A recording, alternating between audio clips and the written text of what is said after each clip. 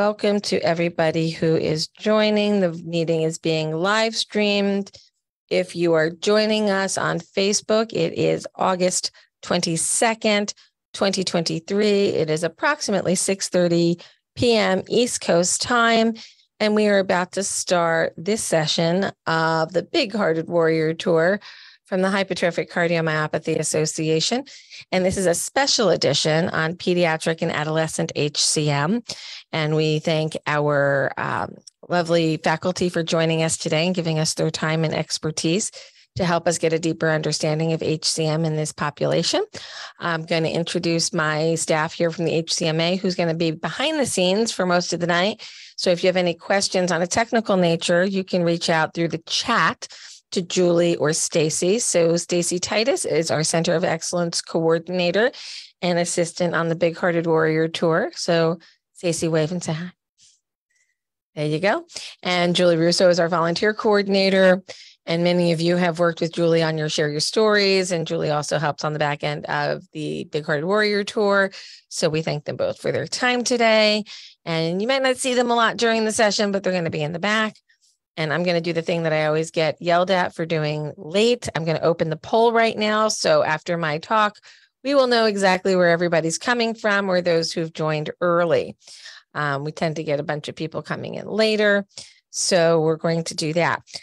Today, we have not one center, but we have specialists in pediatric cardiology joining us from multiple centers. So present, we have I'm going in order that you're on my screen.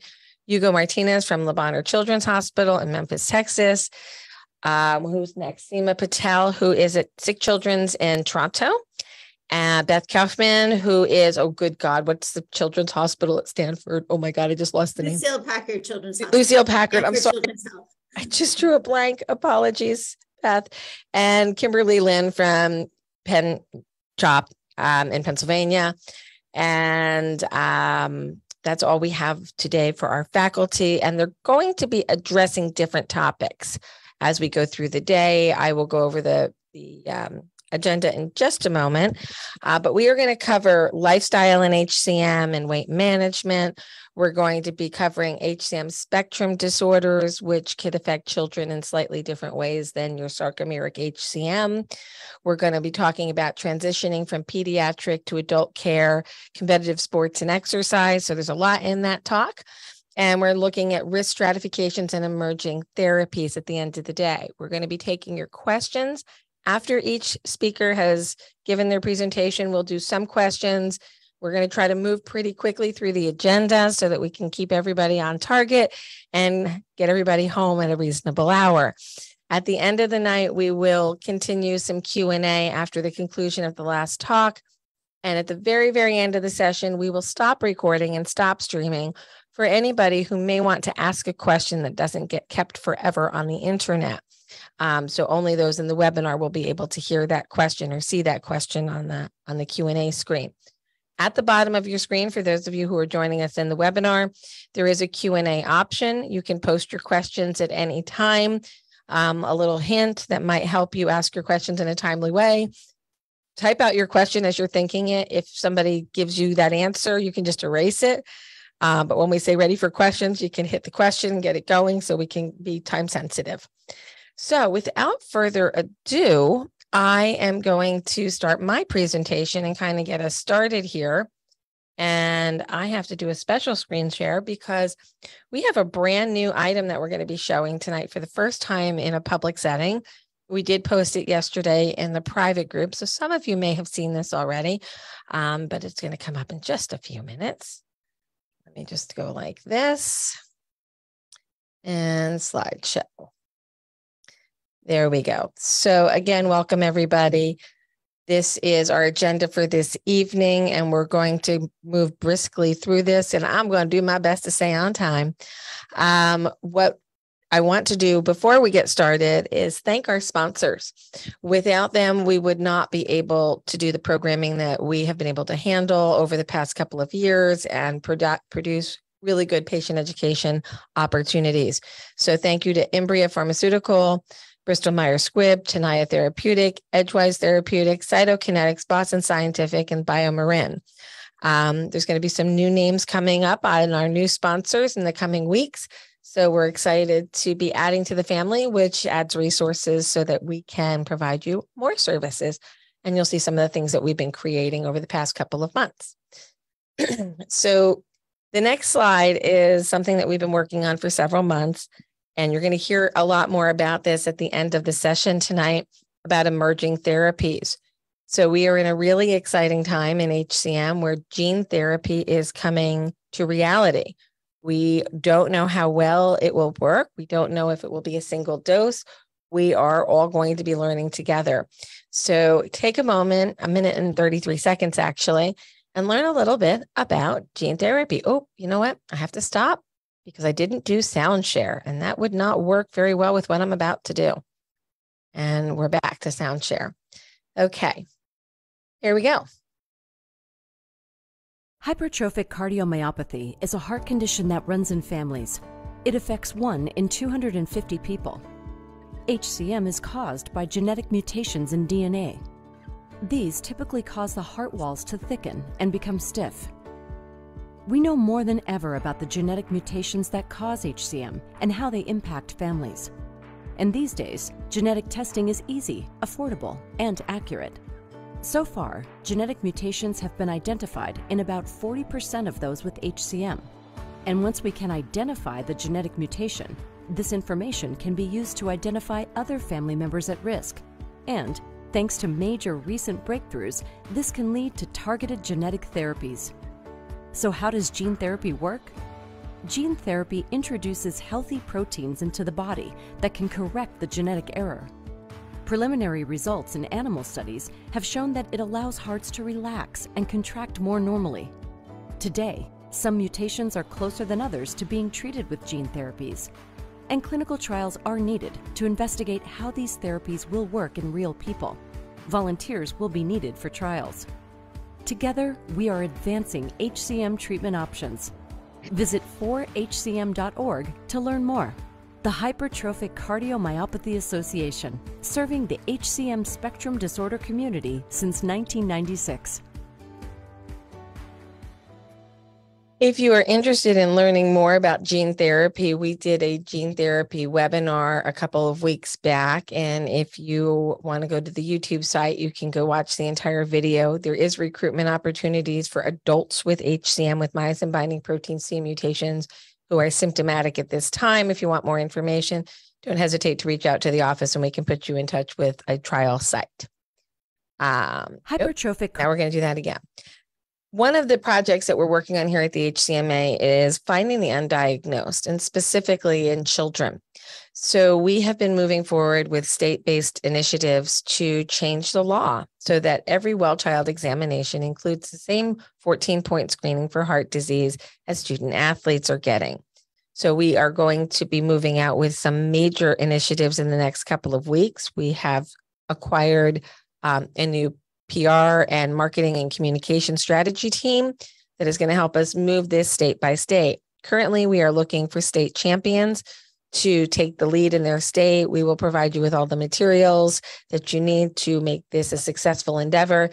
And in the next week or so, we're going to be launching our state-by-state report card, which will let you know how well your state is doing in HCM recognition, in CPR and AED preparedness, whether or not there is the elements of the HCM Act into law in your state, so that we can make sure that we're asking every child in the well child examination and their families if there's a family history of heart disease, and if so, what is that history, so that a proper referral can be made to a pediatric cardiologist to evaluate that individual child's risk.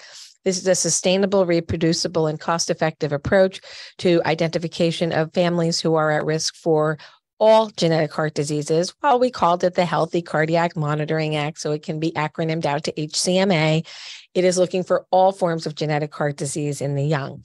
So please stay tuned for additional information in the next couple of weeks as we really roll out this effort for the 24 calendar year. These are the elements of the Healthy Cardiac Monitoring Act, and it would also include, beyond the well child examination, including the PPE questions. It will include a professional development tool for healthcare providers on online training. It will also improve student athlete pre-participation screening physicals with standardization of these programs throughout the state, so you don't have district by district changing the rules. And it will improve the ability of healthcare providers to identify children who are at risk. So please stay in touch with us if you are interested in becoming an advocate on behalf of that. And the sun is coming through a weird spot, so I'm going to sit over here now. If you are a family seeking HCMA Center of Excellence level care and you cannot afford to get there, the HCMA may be able to assist you with travel vouchers of up to $600 per year. All you need to do is qualify under the financial threshold, complete an application, and trains, planes, automobiles, hotel rooms, food on the road, gas money, whatever you need to get to a center, you may be qualified for up to $600. Please take a look at the application if you feel you qualify and you need to get to a higher level of care or you need assistance in getting back to your own program. So the other program that we're working on, which kind of got a big push at the beginning of the year with a little thing that happened on the NFL, a very witnessed cardiac arrest, was the rebranding of a program we started in 2010 called Drill Dr. Heart, which was a playbook for student athletes and teams to prepare for cardiac arrest. But then we realized these same elements can be used in your workplace, house of worship, business, community event. We want to make sure that everybody knows all of the steps to participate in a life-saving effort. So we've created this opportunity to create a little muscle memory and a learning experience for all of your organizations and wherever you want to do this in. So we've got an online campaign right now, and you can win a free AED for your community organization if you do the Drill Dr. Heart drill. So I'm going to walk you through what that looks like with what we actually did here in our office. No laughing at the bad acting, but it does prove a point. Here we go.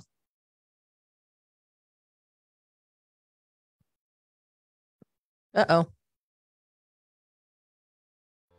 So now we've completed all of our planning for HCM Awareness Day. We need to do our annual Drill Dr. Heart training.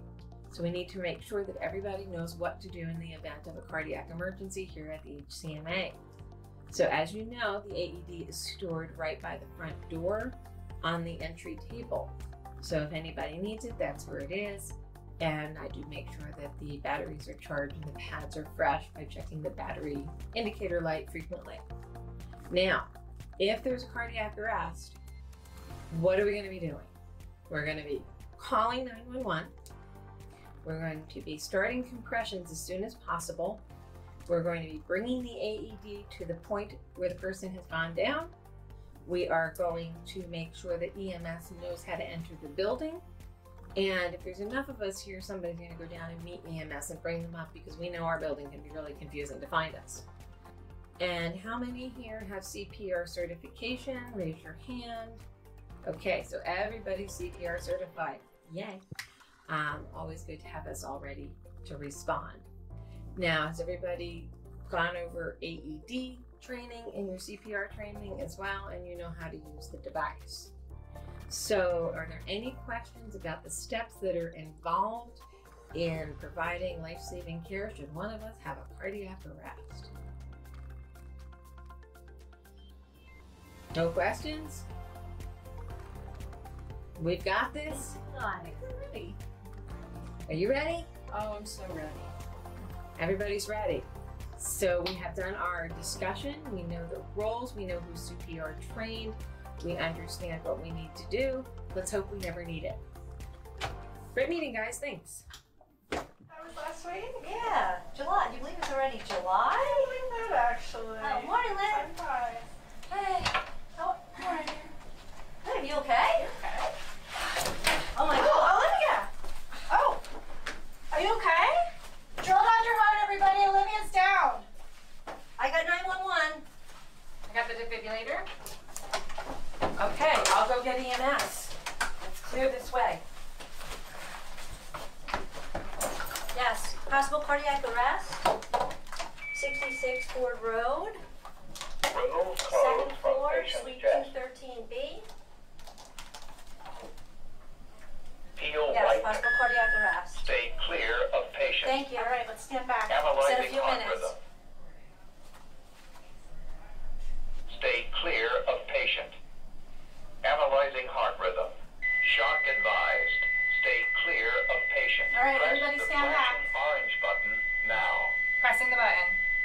Shock delivered. Be sure emergency medical services have been called. The neighbor's waiting at the door for EMS. How's she doing? Great. Begin CPR. For help with CPR, press the flashing blue button. Okay, team, that's how you do a drill, Dr. Hart. Well done.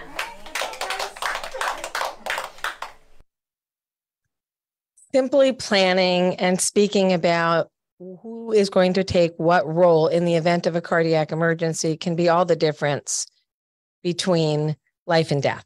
So we have a whole program online. If you would like to go learn the drill, learn how to film the drill, learn how to post the drill, then you can get the most votes. You can win an AED for your group. So please go online today and try to win your organization a new AED. If you're participating from a large business or industry, you can do the drill for your business and you can donate the AED to a community organization if you so wish. So that's the challenge. October 21st is coming quickly, and this is our annual meeting, and I have great news. We have a discount available right now because we have done such a great job with fundraising. The entire day will only be $99 with meals included and a lot of education and opportunities to speak with healthcare providers about HCM, talk about shared decision-making, start to make some real advances in health equity in HCM, speaking about global access, myosin inhibitors, exercise clinical trials, and way more. And then that night, we will have our Unmask the Great Masquerader Ball, and we hope you can all come join us so that we can raise money to fund the Lori Fund. Tickets are on sale now. Please go online and set up for joining us. The work of the HCMA does not happen because of one person. It is a team effort. You saw a couple of them acting quite poorly, but we did our best acting jobs for our drill, Dr. Hart. But there are more members of our team, including some of those who are working remotely out of Pennsylvania, California, Iowa, and Georgia, and Texas. So we're pretty much all over the place now. Thank you to all of our volunteers who give their time to our committee service and all of our partners, both nonprofit and industry partners who are helping us raise awareness at a deep level. And of course, thank you to Brandy, my organ donor. Without her, I would not be with you all today. So I'm going to keep my comments quite brief, and I'm going to say thanks for paying attention. I hope you all liked our new education piece on gene therapies with AAV9 technology. Short, sweet, and to the point. And I think we're going to lean into a couple more of those because they make it really easy to understand big concepts. So before I hand it off to our esteemed panel for the day, this is your last call to take your poll. I'll be putting those up in a moment, and then Beth's going to kick us off with an overview. Okay, going once, going twice. We've got 67% participating. Last call, and boom, you're done. Okay, so I'm going to share the results. You're coming from all over the United States. We've got the Northeast, we've got the Southeast, we've got the Southwest, we've got the West, and we've got some Canadians. So that's good. What is your relationship to HCM? 16% are patients. 21% are patients and a family member, and 37% have a family member who's diagnosed. We have 11% medical providers. We have 16% industry, and nobody who's just curious. I'm always funny about those just curious people. Well, it's an interesting, just curious thing to be at. Have you or a family member had any of the following situations occur? So 32% have been diagnosed in the last 2 years. And we know that the first 2 years of diagnosis can be a little challenging. You're learning a lot. So congratulations for joining today. I know it's hard.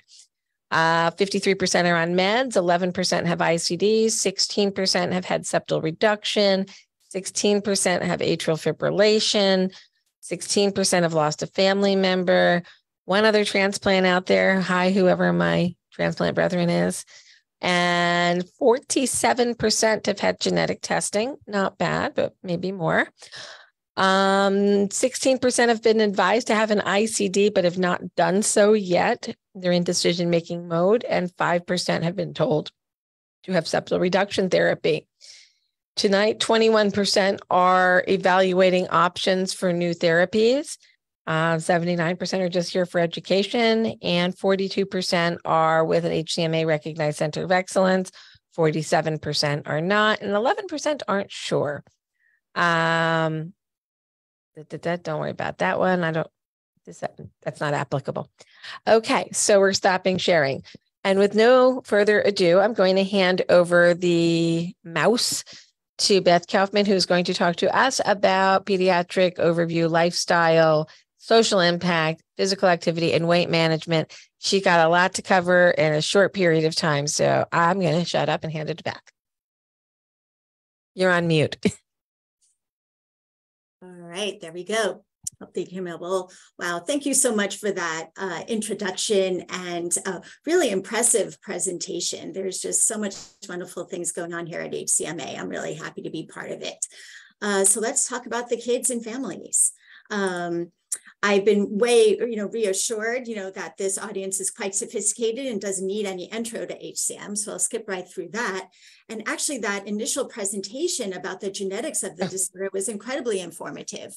And so I'll just start with a reminder that, cardiomyopathy is actually such a common cardiogenetic disorder. And I like to describe it as, it's amazing how just a typo in the instruction manual of our heart, just one substitution of a single base pair coding a different protein can cause cardiomyopathy.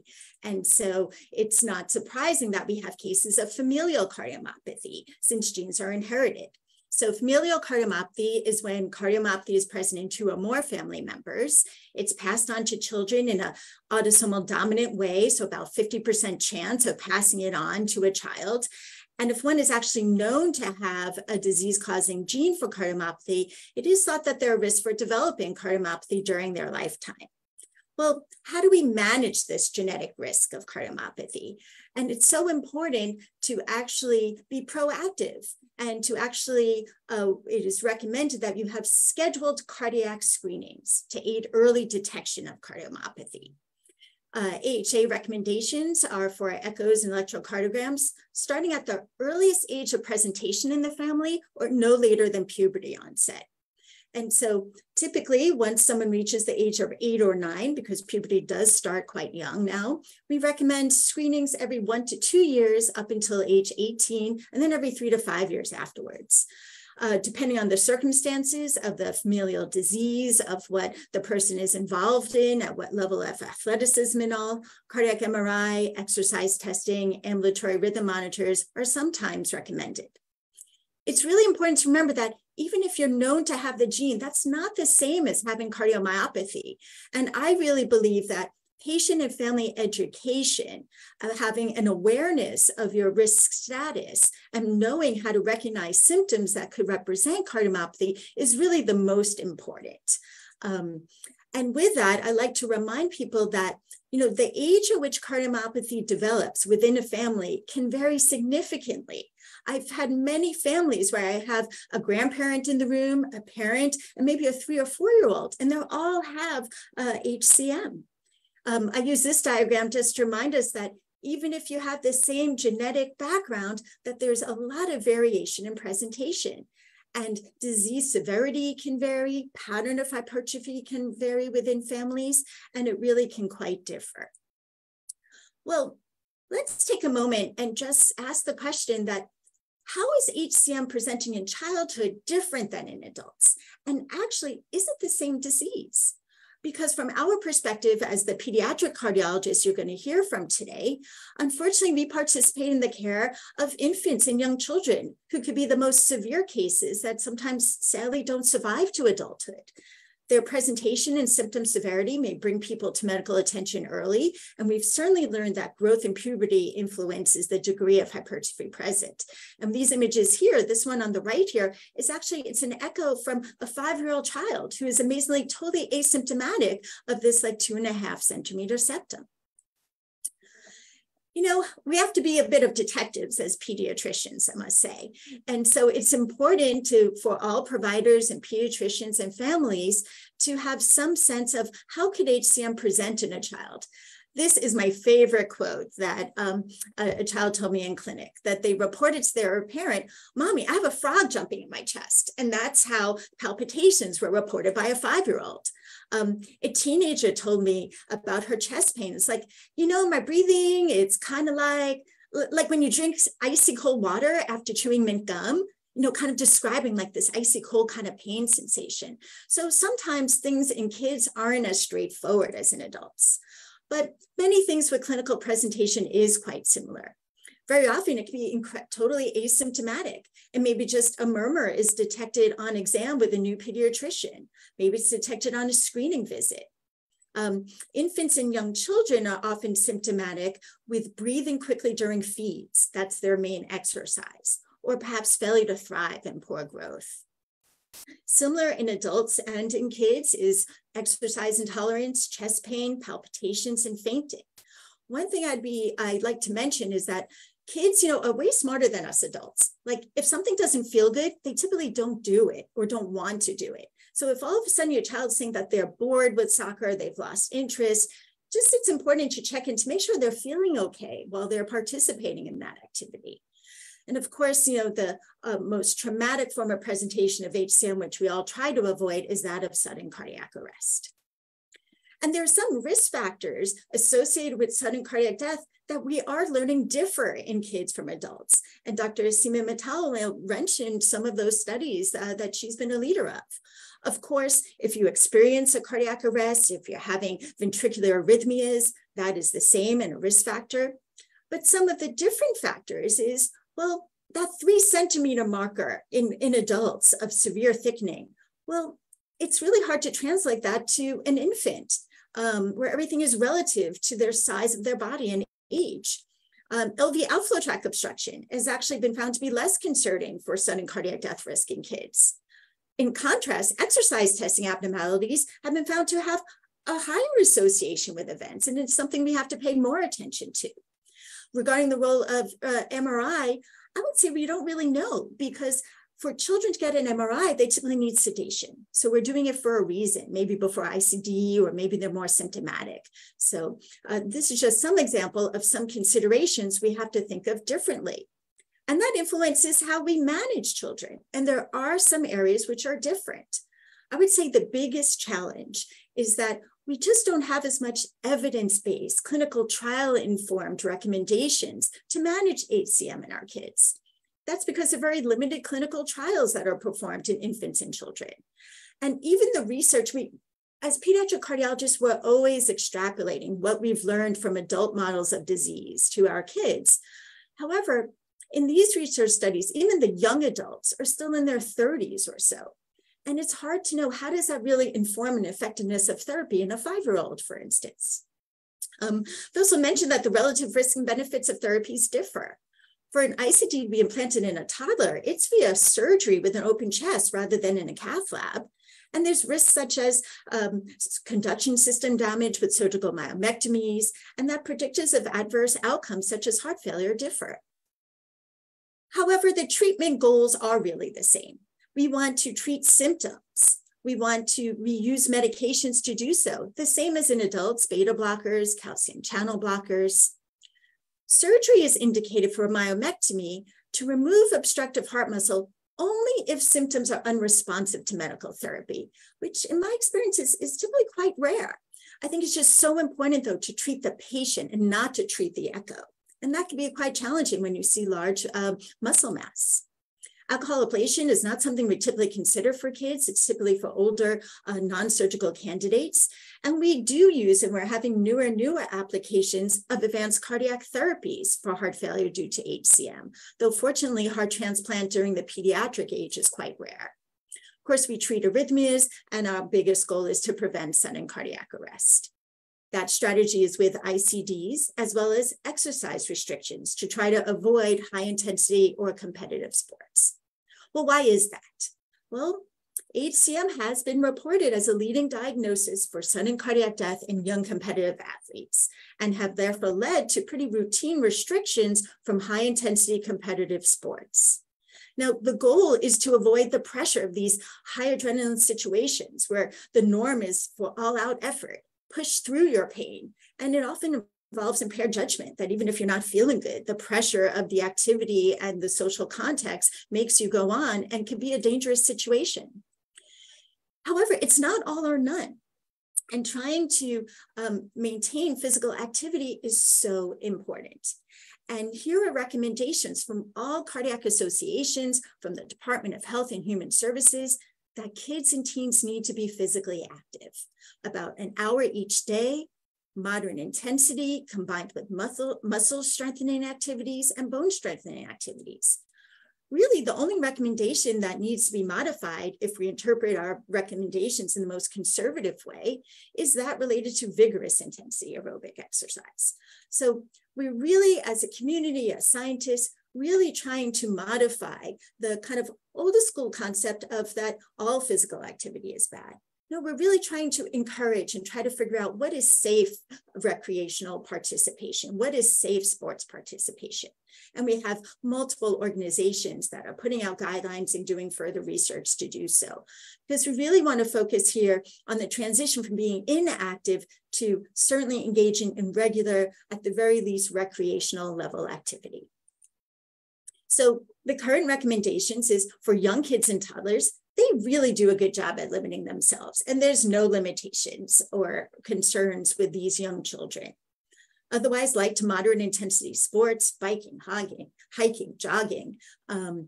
We typically recommend to avoid burst activities, racquetball, basketball, soccer, go for more steady exertion. And really that key concept of being in a context where you're unlikely to do yourself harm.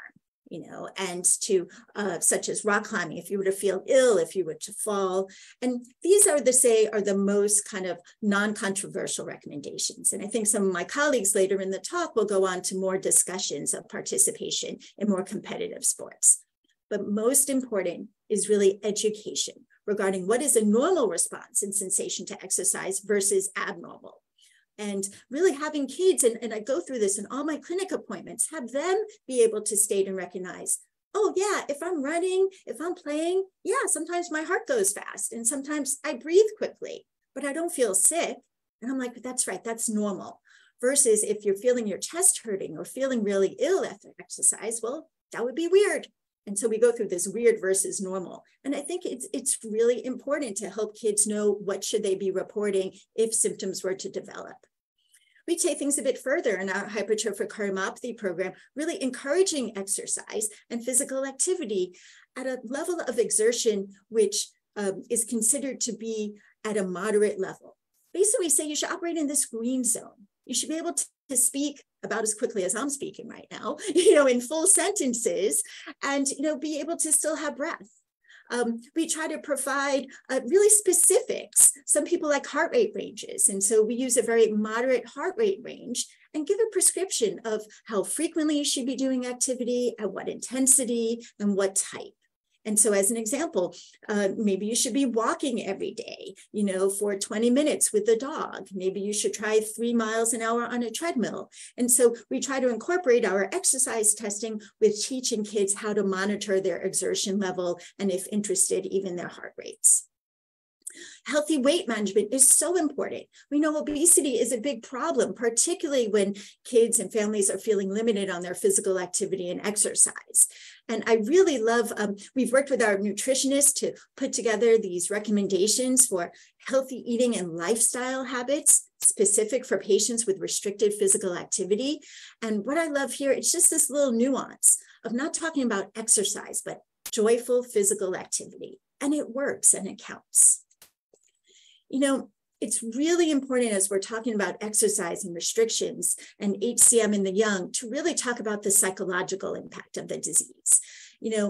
Particularly if an athlete becomes disqualified from participation, no one can see that they have a heart condition. They typically feel fine and look normal, which is really different than, let's say, an athlete who has an injured ankle. And this really often impacts the identity as an athlete and social relationships that kids, particularly teens, have. And what I found is that it's really important to acknowledge this loss. Allow your child and teenager to grieve. It's a change in their expectations. Sometimes they may need professional psychological support. There's some tactics of trying to maintain team involvement as managers and coaches and reporters, if, let's say, for instance, varsity football was their sport. And I also recommend, just from a young age, if you know your kid is at risk, well, maybe just diversify their interests and not build up their entire identity as being a particular sport participant. Even with allowance of participation in different sports and all, sometimes we find that parents and schools can actually be a lot more restrictive than our medical recommendations. Risk tolerance varies, and specific guidance and oversight is really necessary for safe PE participation on both sides.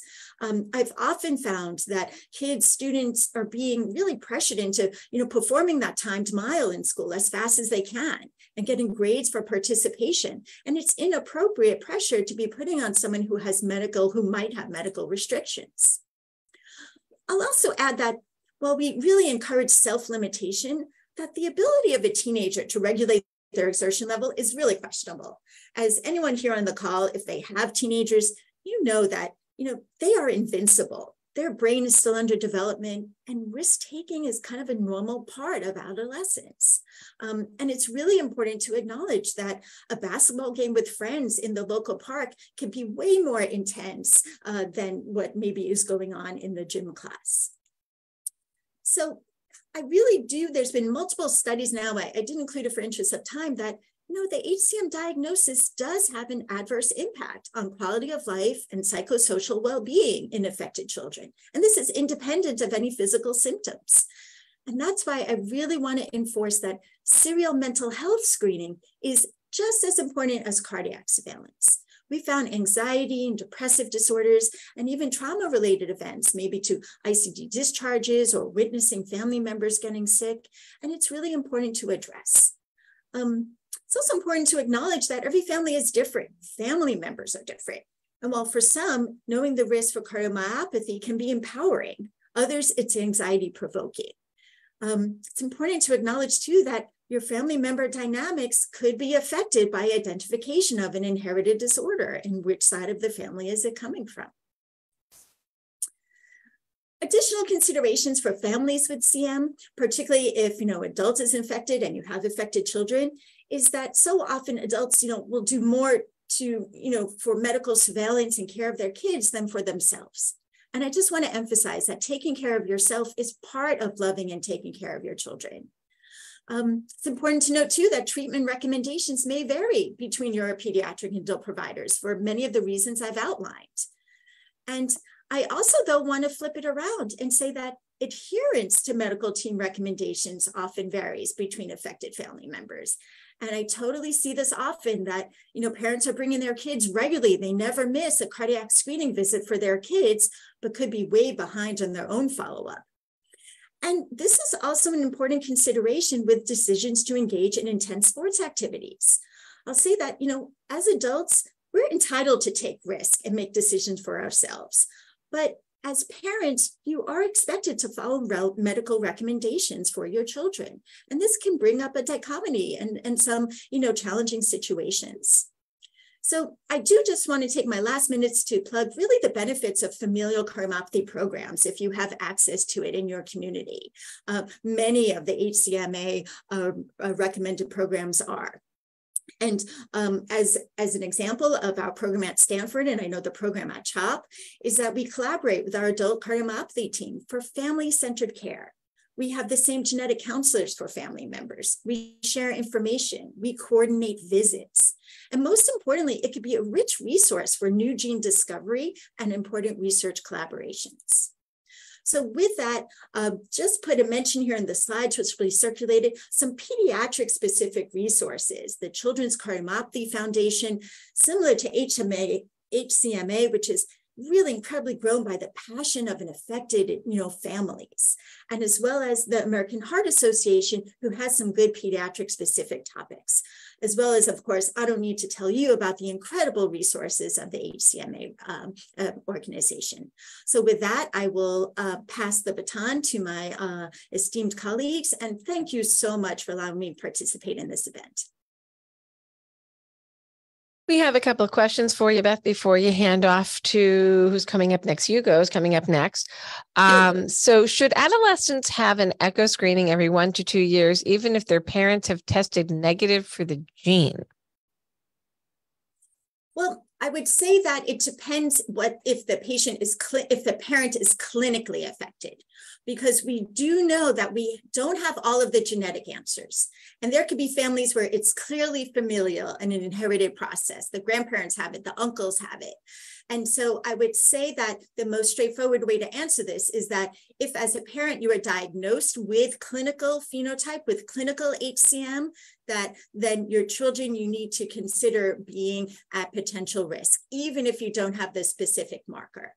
For those who do have a pathogenic gene variant identified and the parent is not a carrier, I then always talk to my cardiac genetic counselors, really to kind of get the specifics. Do we really believe for certain that that single gene is the cause in all family members? Because sometimes there could be 2 hits. There could be one that's identified, but maybe that pattern doesn't really fit and isn't the only answer in the family. So if that's the case, if there's any suspicion, particularly if it's an athlete that we're talking about, then sometimes we continue screening.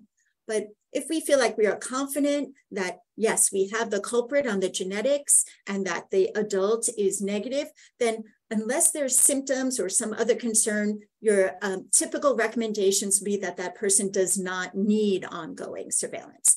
You may have some variations on it, though, based on the circumstances that I've described. Thank you. One other question. So a child has a myosin binding protein C mutation, been advised at this point it's mild presentation and early in its development. He's a competitive soccer player and very skilled. How do we make decisions on risk stratification for somebody who seems, quote, mild? I always kind of like to refer to that as like being a little bit pregnant. It's you have it or you don't, and then we look at risk. What I was going to say. Yeah, it gets a little complicated, but why don't you make it clear for them?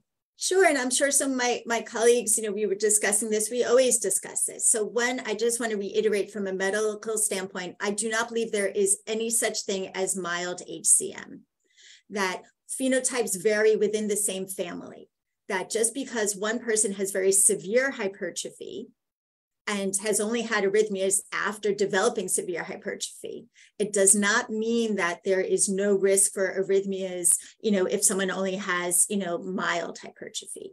So my biggest concern, it's not symptoms of obstruction. It's not being out of breath. We're talking about the risk of sudden cardiac death due to an unexpected arrhythmia. And so I would say that if you have the diagnosis of HCM, particularly a known sarcomere gene variant, unfortunately, that risk for arrhythmia comes with it. And we're really trying to get better at trying of specific risk prediction models to try to modify that. But I would say that certainly there's a shared decision-making model, but most people would say that you still have that risk for arrhythmias, even with a mild phenotype, and that's where the decision-making will go on whether you decide to have your child continue participating. Maybe with an AID in the field and someone trained, but you have to acknowledge that risk for a sudden cardiac event is still present. So that's, I think, one of the most challenging aspects of HCM is the concept of minimally symptomatic, but high risk for cardiac arrest. Yes. It seems disconnected, but it's part of the process and why specialty care is so critically important. I spend the most time of my clinic visits talking just about that. And that's why we developed an HCM multidisciplinary clinic, because so many kids, the majorities don't have symptoms of the heart. but they're managing. How do we help them with psychological support, with staying positive, with not being afraid? And there's so much resilience, but it really needs to be addressed as really a pillar of HCM care in peds teams, and I'm sure in adults as well. Okay, one last question and we'll go off to Hugo. Oh, what is going on here? It's okay. When you say unexpected arrhythmias, does that mean it can occur outside of physical exertion? Absolutely. And that, I must say, as all of my colleagues here, as pediatric cardiomyopathy specialist, it is the hardest thing to face, where you go through everything that's known. And I've had cases a week after a negative reassuring, evaluation. It can happen. It's, I've had arrhythmias with kids watching TV or just running for the bus. And that's the nature of the disease. And that's more research we need to do and more answers we need to find out to better fine tune what is it that makes some people have more arrhythmias than others. And I have full confidence we'll get there. But we're not We've there made yet. a lot of progress in the past couple of years in the adult population, and I'm just hoping to God that we get there with the kids and get some better risk factors and make that a little easier for families to digest as well. Okay, we are going to take a pivot now over to HCM spectrum disorders and genetic testing. So we're going to stay on this genetics line a little bit longer. So Hugo, you can unmute yourself and you can share your screen, coming to us all the way from Tennessee. I think I might have said Texas before because I got my T's all confused, but you're in Tennessee. You did. Don't worry. Where's Memphis, or at least most people know. Yeah, well, I guess I've had a long day. Okay. All yours, my dear. Thank you so much, Lisa. Thank you for the opportunity to letting me present today in this platform. And I would like to thank you, the audience, for supporting us with your presence today. These are my disclosures.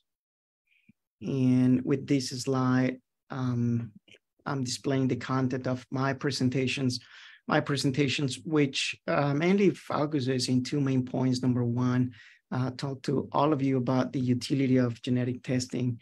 And number two, talk a little bit in this brief presentation about the spectrum of hypertrophic cardiomyopathy and all those diseases that can generate this particular disease. So suffice it to say, there's been a significant improvement in the understanding of the underpinnings and understanding of the molecular basis of hypertrophic cardiomyopathy ever since the very first pathogenic variant discovered somewhere around 3 decades ago. And since that time, we've developed as a medical community a much better understanding about how these genetic background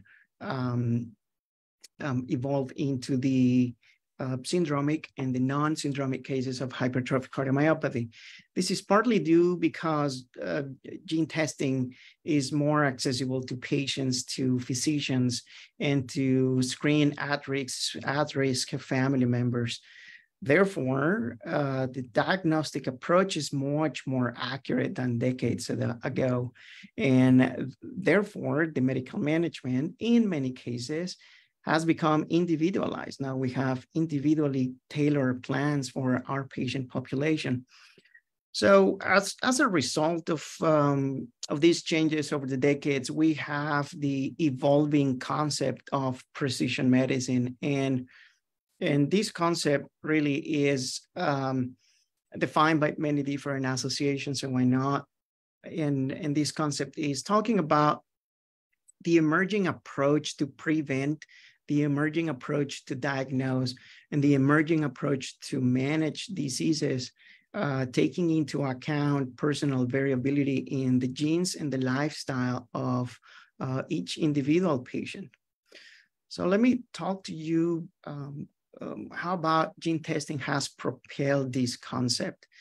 Genetic testing, and I really appreciate Beth opening the door and the conversations about all these genetic topic. So in my opinion, gene testing opens the very opportunistic avenue of diagnosing with precision. I think it can undoubtedly identify classic forms of hypertrophic cardiomyopathy, mainly derived from sarcomeric pathogenic variants. It can also diagnose those with hypertrophic cardiomyopathy cases secondary to systemic diseases. So getting to determine these diagnoses is very important because some patients may be candidates for specific therapies based on their genetic background, as we've been talking.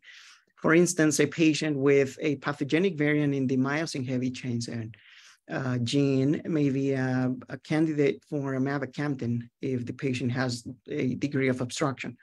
But in contrast to that, a patient with a resopathy, let's say Noonan syndrome, may be a candidate for MEK inhibition with a different type of medication, trametinib, for instance. And that medication may reverse the left ventricular hypertrophy or the degree of thickness of the ventricles from a different molecular and molecular pathway. And in contrast to that, a patient with Pompe disease and hypertrophic cardiomyopathy may be a candidate for enzyme replacement therapy to reverse the ventricular outflow tract obstruction. So I do believe that delineating and getting to an optimized diagnosis will give you the opportunity to deliver a more optimal therapy. In addition to that, an accurate diagnosis may assist with reproductive decisions and may assist also with the risk stratification of individual patients. And it may actually provide the insight into the prognosis of that particular type of HCM. Therefore, integrating gene testing allows the physicians, allows the medical community to manage individual cases rather than using the famous one-size-fits-all approach. Now, all these fundamentals are not only based on my personal opinion. Practice guidelines recommend genetic testing to confirm, number one, to confirm a suspected diagnosis of an individual with HCM. And number two, it also allows for screening family members at risk, which by guidelines we're supposed to look into a three lineage type of investigation in a particular family. So if I am the proband, if I am the patient in this particular case, family screening is recommended for those first degree family members. So we look upwards, so parents, siblings, and children of the particular deceased person. So the guidelines also emphasize that gene testing should not be just a routine blood test, and that it should be considered as a component. It should be considered as a part of an entire cardiovascular evaluation carried out by an expert assessment.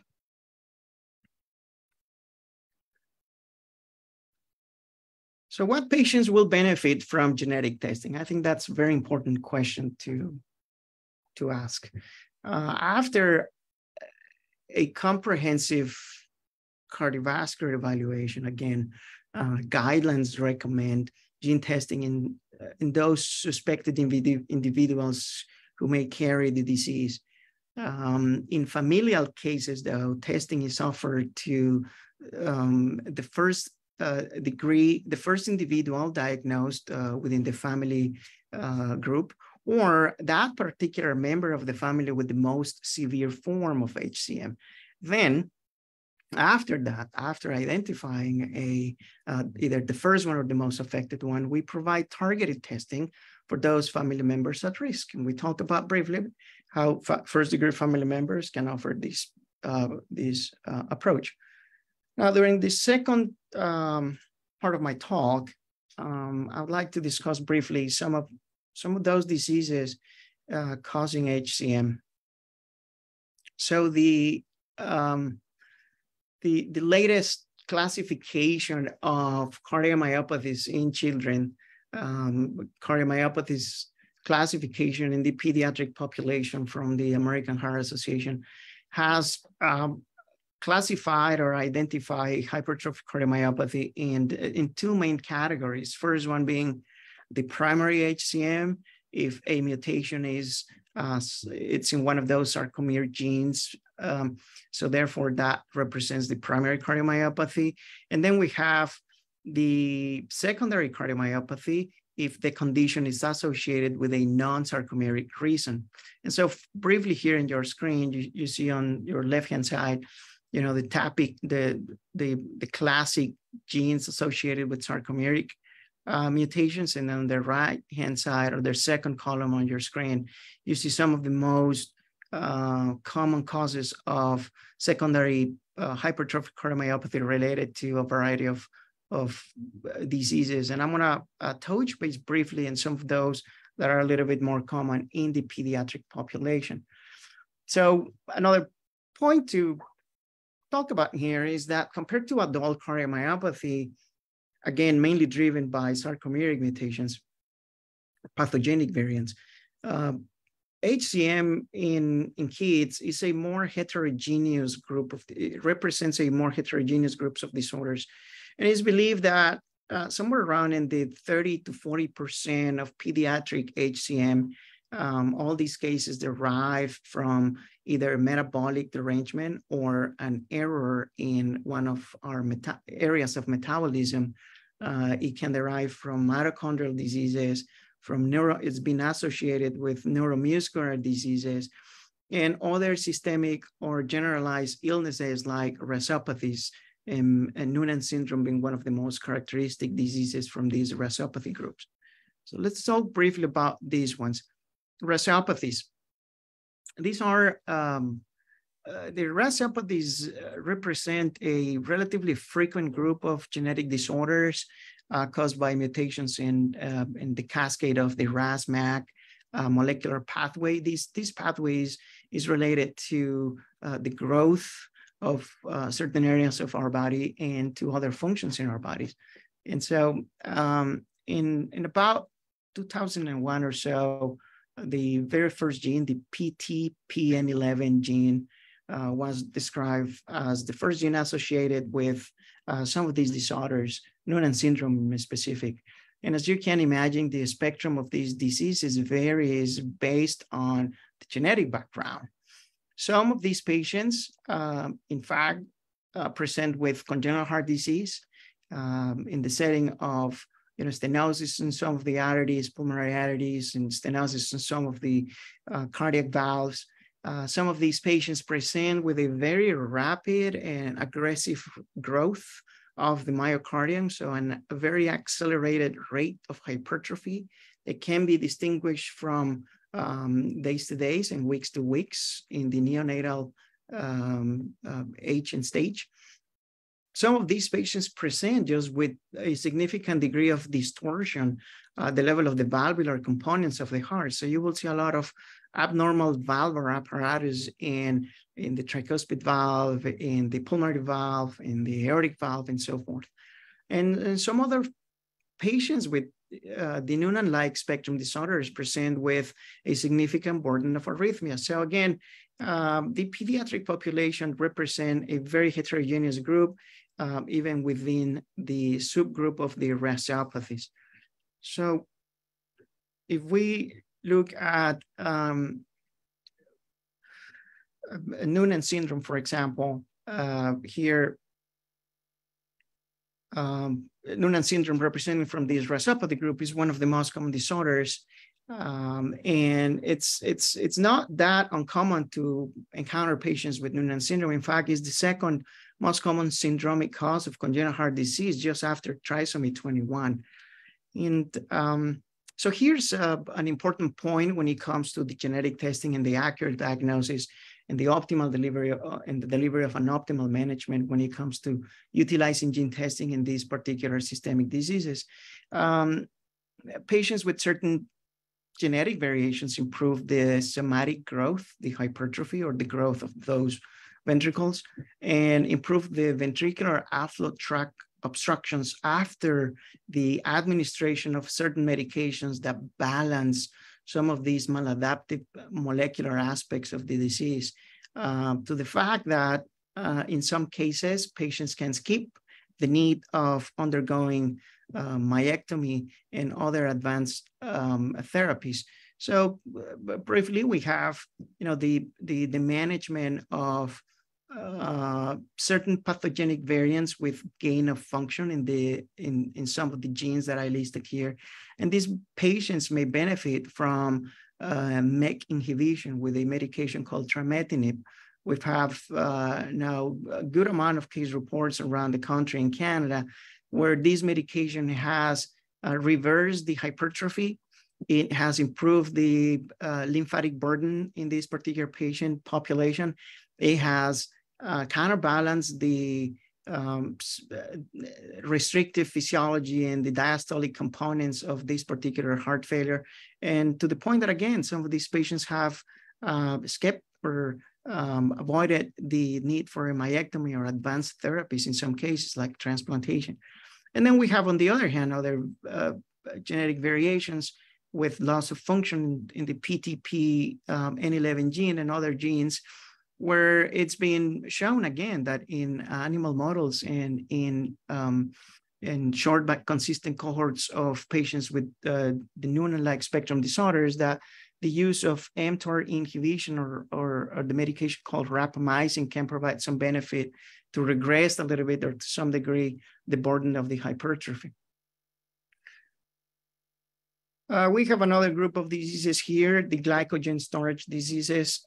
This particular group of diseases are a little less frequent than the rhesopathies or the Noonan-like spectrum disorders, but they also generate hypertrophic cardiomyopathy. These mechanisms are related to the abnormal metabolism of carbohydrates or glycogen, therefore promoting hypertrophy or enlargement or thickness of the heart, and providing a significant burden of arrhythmias. Pompe disease within this group is one of the most common ones, and it represents a severe type of hypertrophic cardiomyopathy, to the point that the heart failure represents a significant component of morbidity and mortality in the patients with Pompe disease, especially in those in the infantile form. By definition, those patients presenting with cardiomyopathy and symptoms related to the Pompe disease within the first year of life.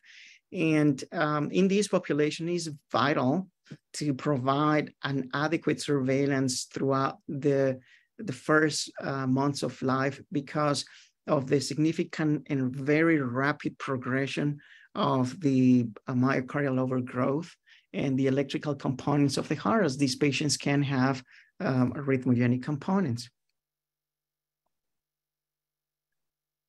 So the diagnosis of Pompe disease is completed by genetic testing and measuring the deficiency of the enzyme or the chemical that is missing or partly missing. The clinical implications, again, of the accurate diagnosis include that Pompe requires enzyme replacement therapy as part of the gold standard in the management of this disease. And if the diagnosis is confirmed, therefore the management is different than some of those classic forms of sarcomeric mutations. So it's well documented that enzyme replacement therapy reduces the hypertrophy of the ventricular mass and improves cardiac function.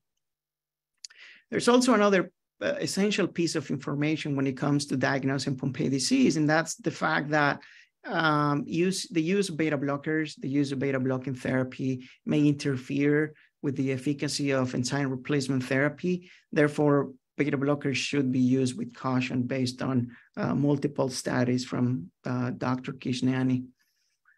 Danon disease presents with HCM and muscle weakness, along with other physical findings and other, again, it's another systemic disease. This particular one progresses rapidly during the second decade of life. These patients present with a significant degree of cardiomegaly, hypertrophy of the ventricles, a very significant degree of a restrictive physiology, and a high and very malignant burden of arrhythmias. And just like Danon disease, the PRK-AG2 disease, not sure why they make these names complicated, but the PRK-AG2 disease, as I mentioned, just like Danon, they're very similar in the sense of that they carry out a high burden of life-threatening arrhythmias. So with this particular patient population, I typically embark on shared decision-making conversations to empower families with information about a series of case reports regarding these diseases, because there's an institutional, and I've seen across the literature, there's a relatively low threshold for ICD implantations in these particular diseases, or even the consideration of cardiac transplantation. It's documented well and personal experience by reading through the literature that, you know, some of these patients actually are relatively not quite well responders to ICD implantation therapies, where the arrhythmias carry a significant burden for sudden cardiac death. The last group of disorders I'd like to touch base briefly, it's the mitochondrial diseases, which present with the cardiovascular diagnosis of HCM. Again, the clinical implications is that adequate diagnosis with gene testing promotes optimal management that may differ from the classic sarcomere HCM forms.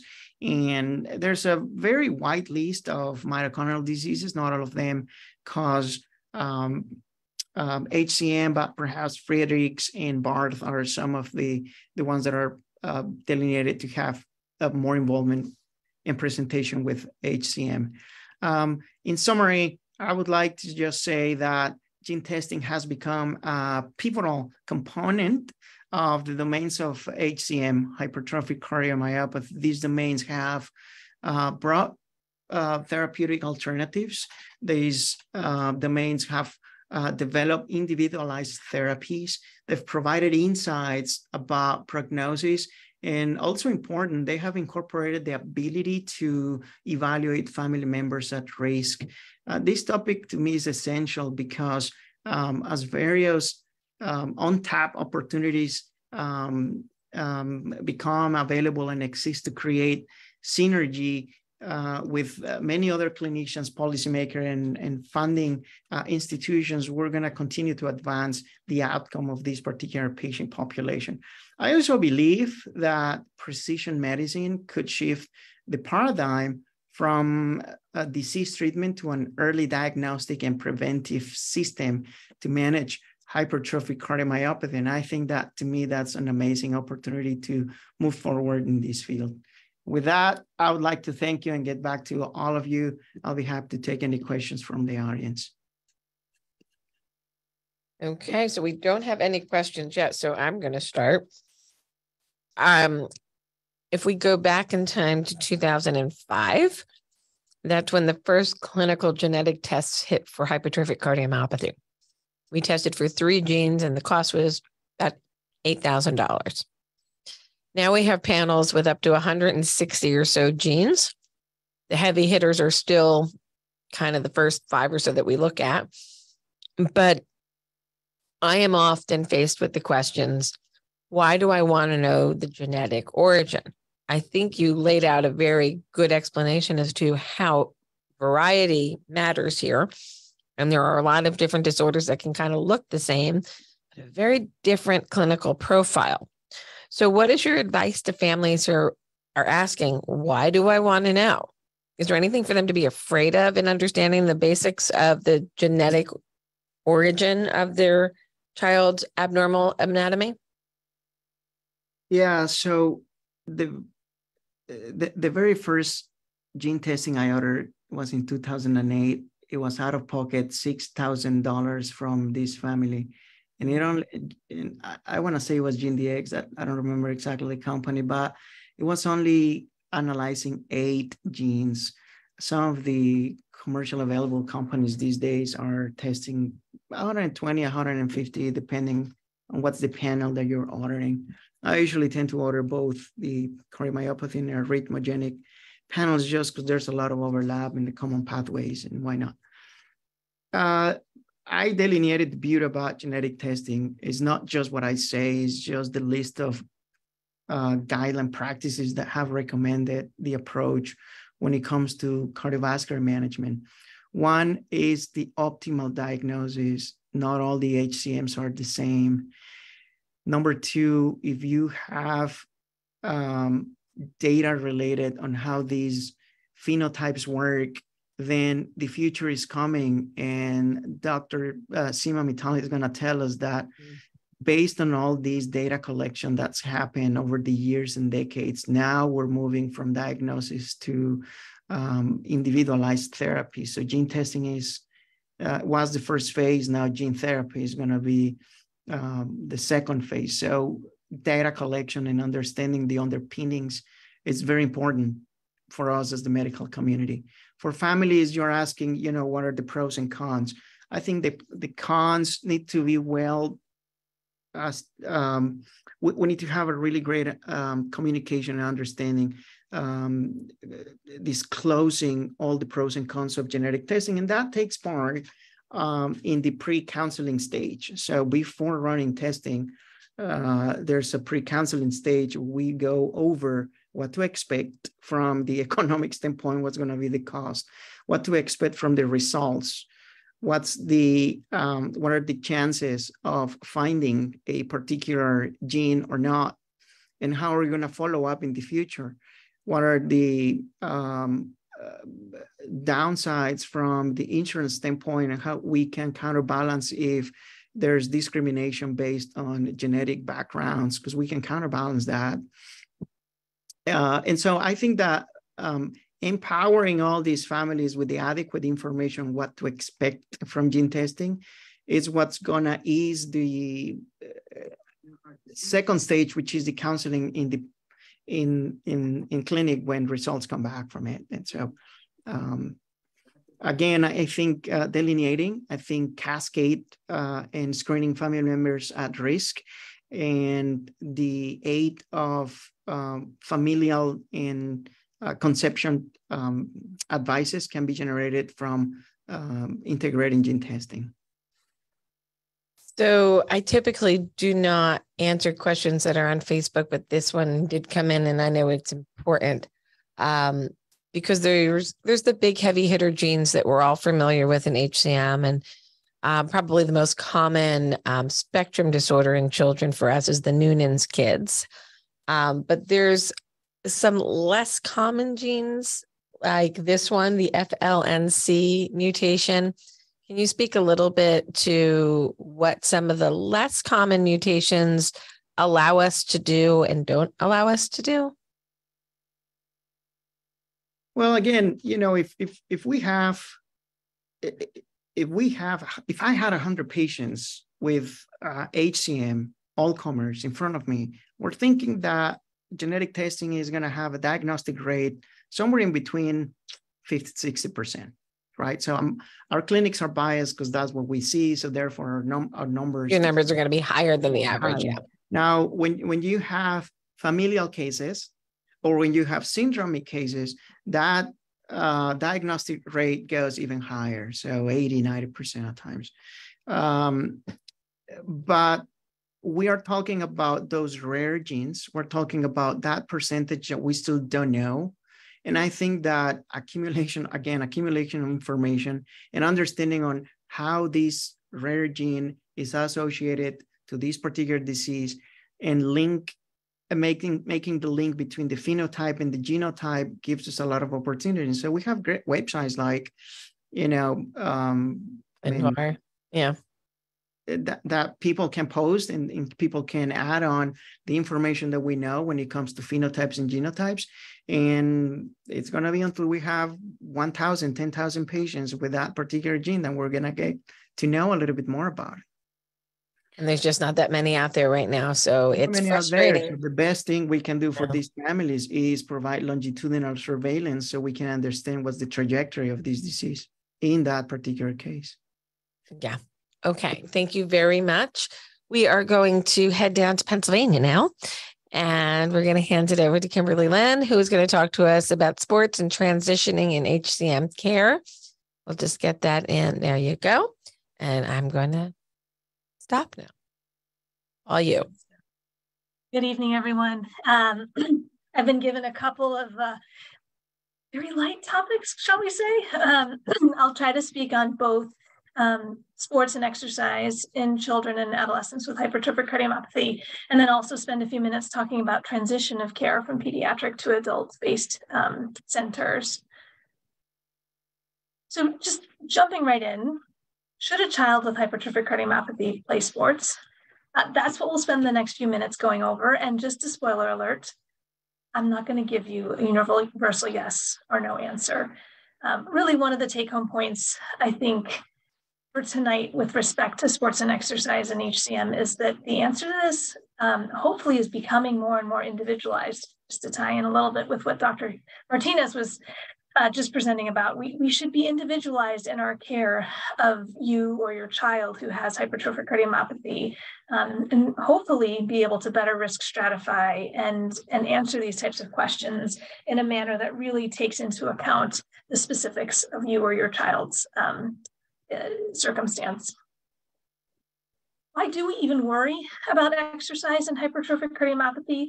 Well, as Dr. Kaufman had mentioned already, even with what looks by an echo or an MRI like a mild case of hypertrophic cardiomyopathy does carry some very real risk of life-threatening abnormal heart rhythms or sudden cardiac events, and yes, the risk of a sudden cardiac death. There are some very famous folks, often athletes, who come into the news every few years and remind us of, the importance of risk stratification and doing whatever we can to prevent a sudden cardiac event from happening if and when we have that knowledge ahead of time.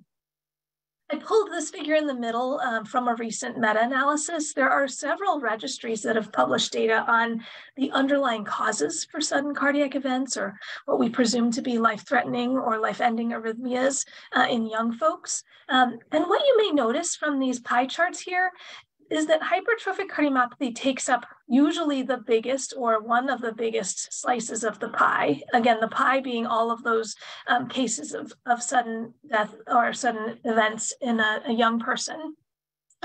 So at least a third in many of these series. Here in the United Kingdom's HCM or possible HCM, left ventricular hypertrophy. In NCAA athletes, it's only 3%, and one might argue that's because folks have already been screened for hypertrophic cardiomyopathy before they get to that level of competition.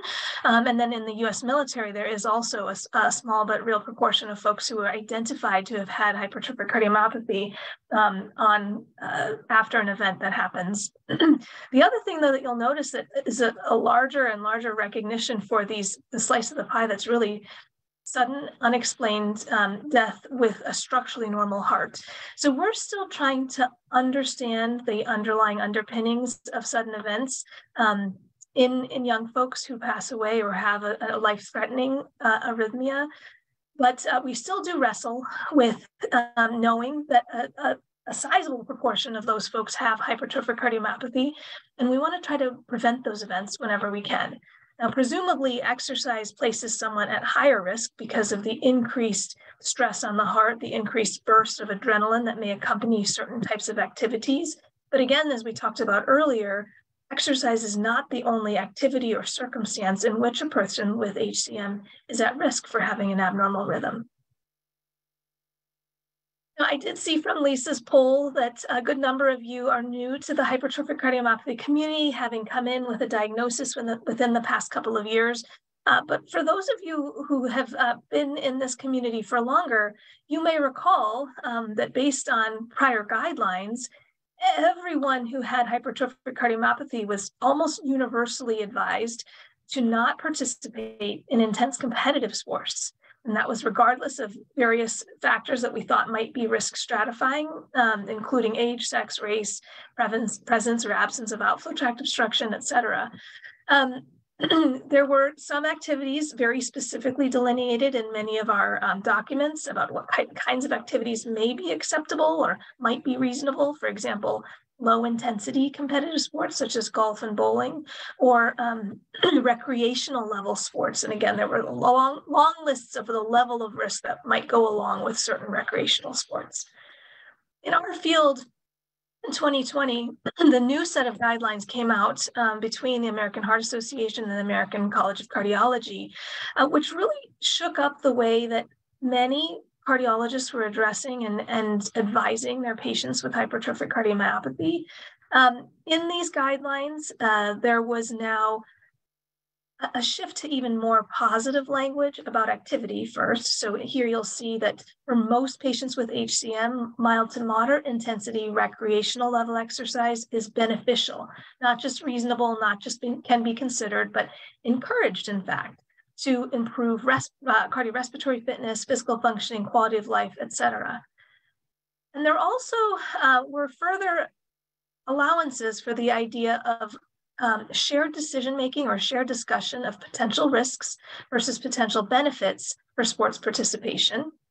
And this is really reflected and then also pushed our field forward with respect to considering what types of activities an individual patient may or may not consider.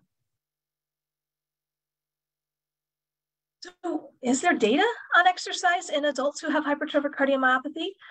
The short answer is yes, there is some. And on the side of whether activities are beneficial, there was at least one randomized control study of moderate intensity exercise training. This came out of a consortium of folks, including the group in Stanford and the group in Michigan. And these were testing exercise in adults with I think it was a 16-week exercise intervention, perhaps similar to that exercise prescription that Dr. Kaufman was showing us. And in this study, they did show that you could improve exercise performance in folks who were enrolled in that exercise intervention. There's also data in several registries, including this study that just came out earlier this year, trying to get at the level of risk, specifically with respect to exercise and vigorous or higher intensity exercise in patients with hypertrophic cardiomyopathy. This series did look at both children as young as 8 up to adults as well. And when they looked in their particular cohort, which included folks from a lot of different centers, they didn't see a difference in adverse events between those who participated in the highest intensity exercise and not. Again, there may be biases in the folks who are included in these studies, and this certainly isn't to say that it's impossible for someone with hypertrophic cardiomyopathy to have a sudden event provoked by exercise. But it was added data to make us really strongly consider whether it's time to reconsider these restrictions that were so universal in our field once upon a time. Well, how about exercise data in pediatric hypertrophic cardiomyopathy? Well, my short answer is yes, there's some. And we also need to work on that.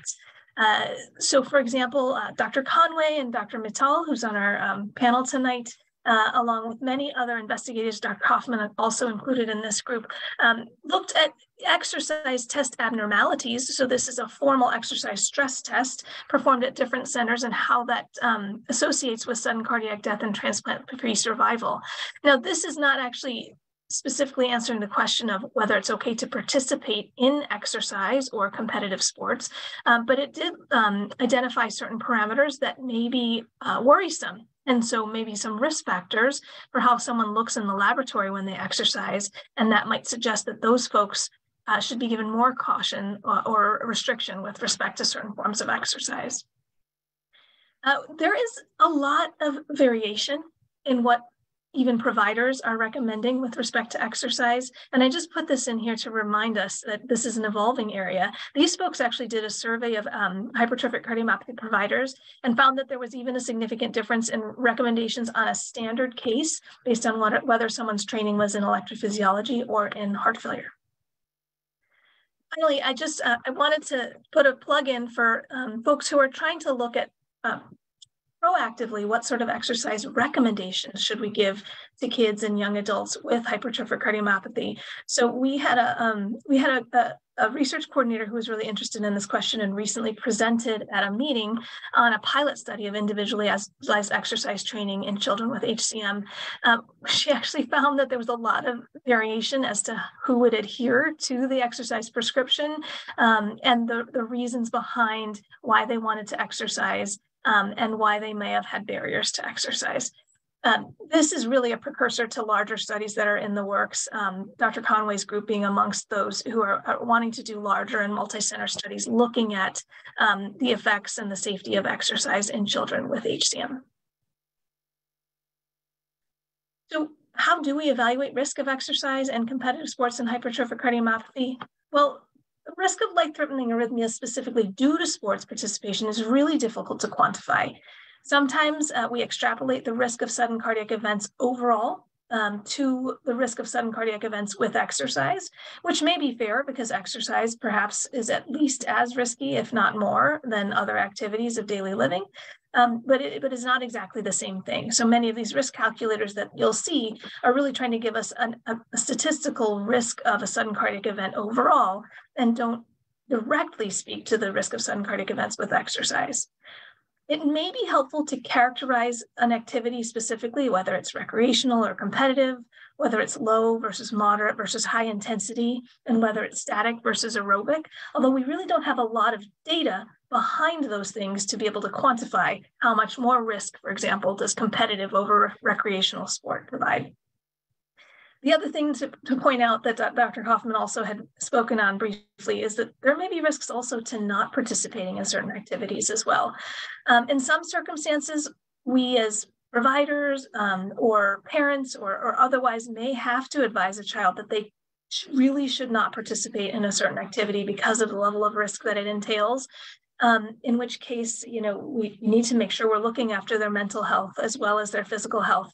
But on the other hand, universally restricting a child from participating in all levels of physical activity does entail some risk in and of itself of long-term, physical inactivity and psychological well-being concerns. So finally, I wanted to get around to this idea of shared decision-making, which again showed up in a big way in the 2020 guidelines for the evaluation and management of hypertrophic cardiomyopathy.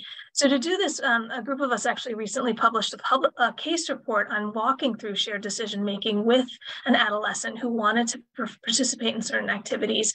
And we really outlined that this is much more complicated in pediatrics than in adult medicine because there are more stakeholders. There are not only the child who may be an adolescent who thinks they're invincible or who may be very, very nervous. There's also usually at least one guardian, if not two or more. There are also the care providers, the nurse practitioners, the physicians who have been taking care of a young person for a long time, and also the sports programs or the school or others who may be taking on risk and have to weigh that risk along with all of the rest of their students or their athletes who participate in a certain activity. So generally, shared decision-making involves more than one-time discussion. And, for those who do go on to participate in sports, there are certain considerations that may be helpful in modifying their risk, including asking them to maintain good hydration, often considering whether an AED is or should be present at a sporting event, asking or requiring a student or student athlete to exercise when others are present so that if something happens to them, there are others who can get help for them.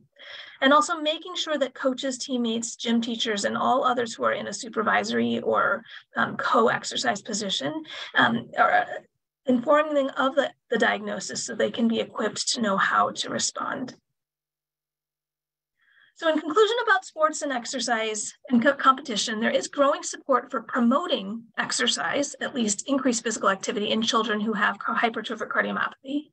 But the specifics of this, how to exercise, how much to exercise, and also what are the best safety boundaries for such exercise, these are still questions that need more concrete answers.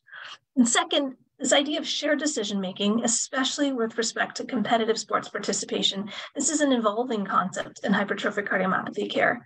And certainly, I think we all want to work on individualizing the care of a child or adolescent. And this means taking into account their particular risk and particular benefits of a certain activity. This will hopefully help a team arrive at the best decision for each young person who has HCM. I'll just move on now to talk a little bit about transition, which is defined by the Society of Adolescent Medicine as the purposeful, planned movement of adolescents and young adults who have chronic physical and medical conditions from either child-centered care onto an adult-oriented healthcare system. And I think it's really important to distinguish between this concept of transition from the concept of transfer. So the goal of a transfer of care is really that a young adult gets to an appointment in an adult healthcare system. Yay, done, check. But really, transition, which I think is the goal of most of us in pediatric hypertrophic cardiomyopathy care, is that a young adult moves to adult health care with the knowledge and the skills to navigate their own health care. An abrupt transfer of care can really negatively impact the health of a young person. Some programs are more flexible than others about the time of transfer, but all programs can anticipate and help plan that transition process. And we are all, so patients, parents, healthcare providers, we're all responsible for helping in this transition process. Some folks will ask, why can't I just stick with my pediatric care provider? Well, unfortunately, this actually conflicts with developmental norms of adulthood and sends the message that young adults are not capable of self-management. There also needs to be a recognition that pediatric providers are not equipped to deal with adult medical issues, for example, child rearing and reproductive issues. And this does ignore the lifelong risks inherent to cardiomyopathy. So when should a person be capable of self-management? Well, this is a gradual and hopefully a planned process. And so at what age and how this happens can be quite variable. It's important not to just take age, but also developmental level and readiness into account. And to recognize that self-management is an important component of successful adult care in a medical condition. Self-management can look like a lot of things, a lot of components, including independently following a medication regimen, knowing about healthy nutrition habits, asking the medical team and advocating for oneself about their health condition and the proper care of their health condition, understanding health insurance, and knowing how to seek out information about illness. When we ask adolescents what they want as they prepare for adult care, what they've told us is they want more information. They want peer support, and then also, if they can have it, they'd like adult mentorship. In terms of young adults who've gone through transition, what do they wish they had more of? Many of them will say they wish they understood better the long-term implications of their illness or condition, some more practical information on employment, insurance, family planning, and then also mental health concerns and how to address them. So what's the role of parents in this whole transition process? Well, parents do still have a role, absolutely. Parents continue to be extremely important, even in a young person who's transitioning to adult care. It's just different. There's a gradual shift of the control from all of the decision-making towards teaching skills and empowering their loved one to make those decisions themselves, or again, with their help to varying degrees. So eventually, in most cases, the parent will move into the role of consultant for the care, and this doesn't all have to be done at once. This I just wanted to put up as an example of a joint program. This was actually started by Dr. Kaufman along with Dr. Jessup back in 2011. This is one of the first truly joint clinical programs between an adult and a pediatric program, Penn and CHOP. Where we offer cardiomyopathy care for adults at Penn and children at CHOP. These are the centers where I'm affiliated. We have monthly meetings of team members from genetics, nursing, cardiology, and a growing group of patients who have transitioned from the pediatric institution to the adult institution. So it's a helpful thing, I think, to have as part of a care team, is this idea of preparing for transition and having partners. So in conclusion, transition planning is a necessary part of clinical care for adolescents who have lifelong conditions, including cardiomyopathy. The process needs to be a collaborative effort by the adolescent, their family, and their healthcare providers. It's a process that should take place over time, starting early in adolescence rather than abruptly just at the time of transfer. And it can promote health well into adulthood. And what I'd encourage you folks to look for is centers that, if you can, find centers that already partner with your current institution as a potential home for this lifelong cardiomyopathy journey. And I know the HCMA has been really great about identifying centers of excellence and potentially helping families to identify, that next place for the healthcare journey to take place. That's all I've got. I can stop sharing and make time for questions. So I would encourage everybody to post their questions now, and I will start. I come from a unique experience that I was the kid with HCM who then had a kid with HCM. And it's way easier being the patient than the parent. Making decisions for yourself in the context of HCM, I felt was easier for me making them for myself rather than me having to make them for my daughter. My daughter's a grown-up now, and she went through a transition from she didn't have a pediatric cardiologist because there wasn't an HCM specialist in our area at the time. So she went directly to adult cardiology at 10. And she's been able to kind of keep her team because just circumstances were what they were. Not how I would have preferred it, but it was what we had at the time. But transferring into her making her own decisions, setting up her own appointments, making sure she transmits her ICD, and all of those lovely things. I will say from a parental point of view, it was very stress provoking and mama wanted to micromanage. And it's really hard to say they have to do it themselves with a little nudge, not a push. So as a message to parents who are struggling with letting go of that micromanagement of their child's health for something as serious as HCM, any good tips to the parents on getting through that process? Really interesting, Lisa, and thank you for sharing that.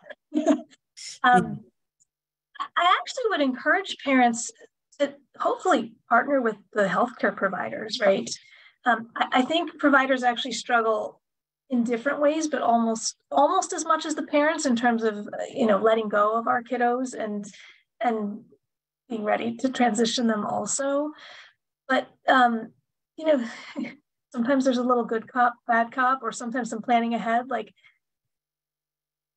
having these open conversations with the patient, with the child or the young adult, right? They're present, but strategizing about, okay, what am I going to expect from you next time? And then making sure that as providers, we're speaking to the patient and not just to the parent as that kid starts to become an adolescent and a young adult, and partnering together about what are we expecting the parent to do and what are we asking the young person to do.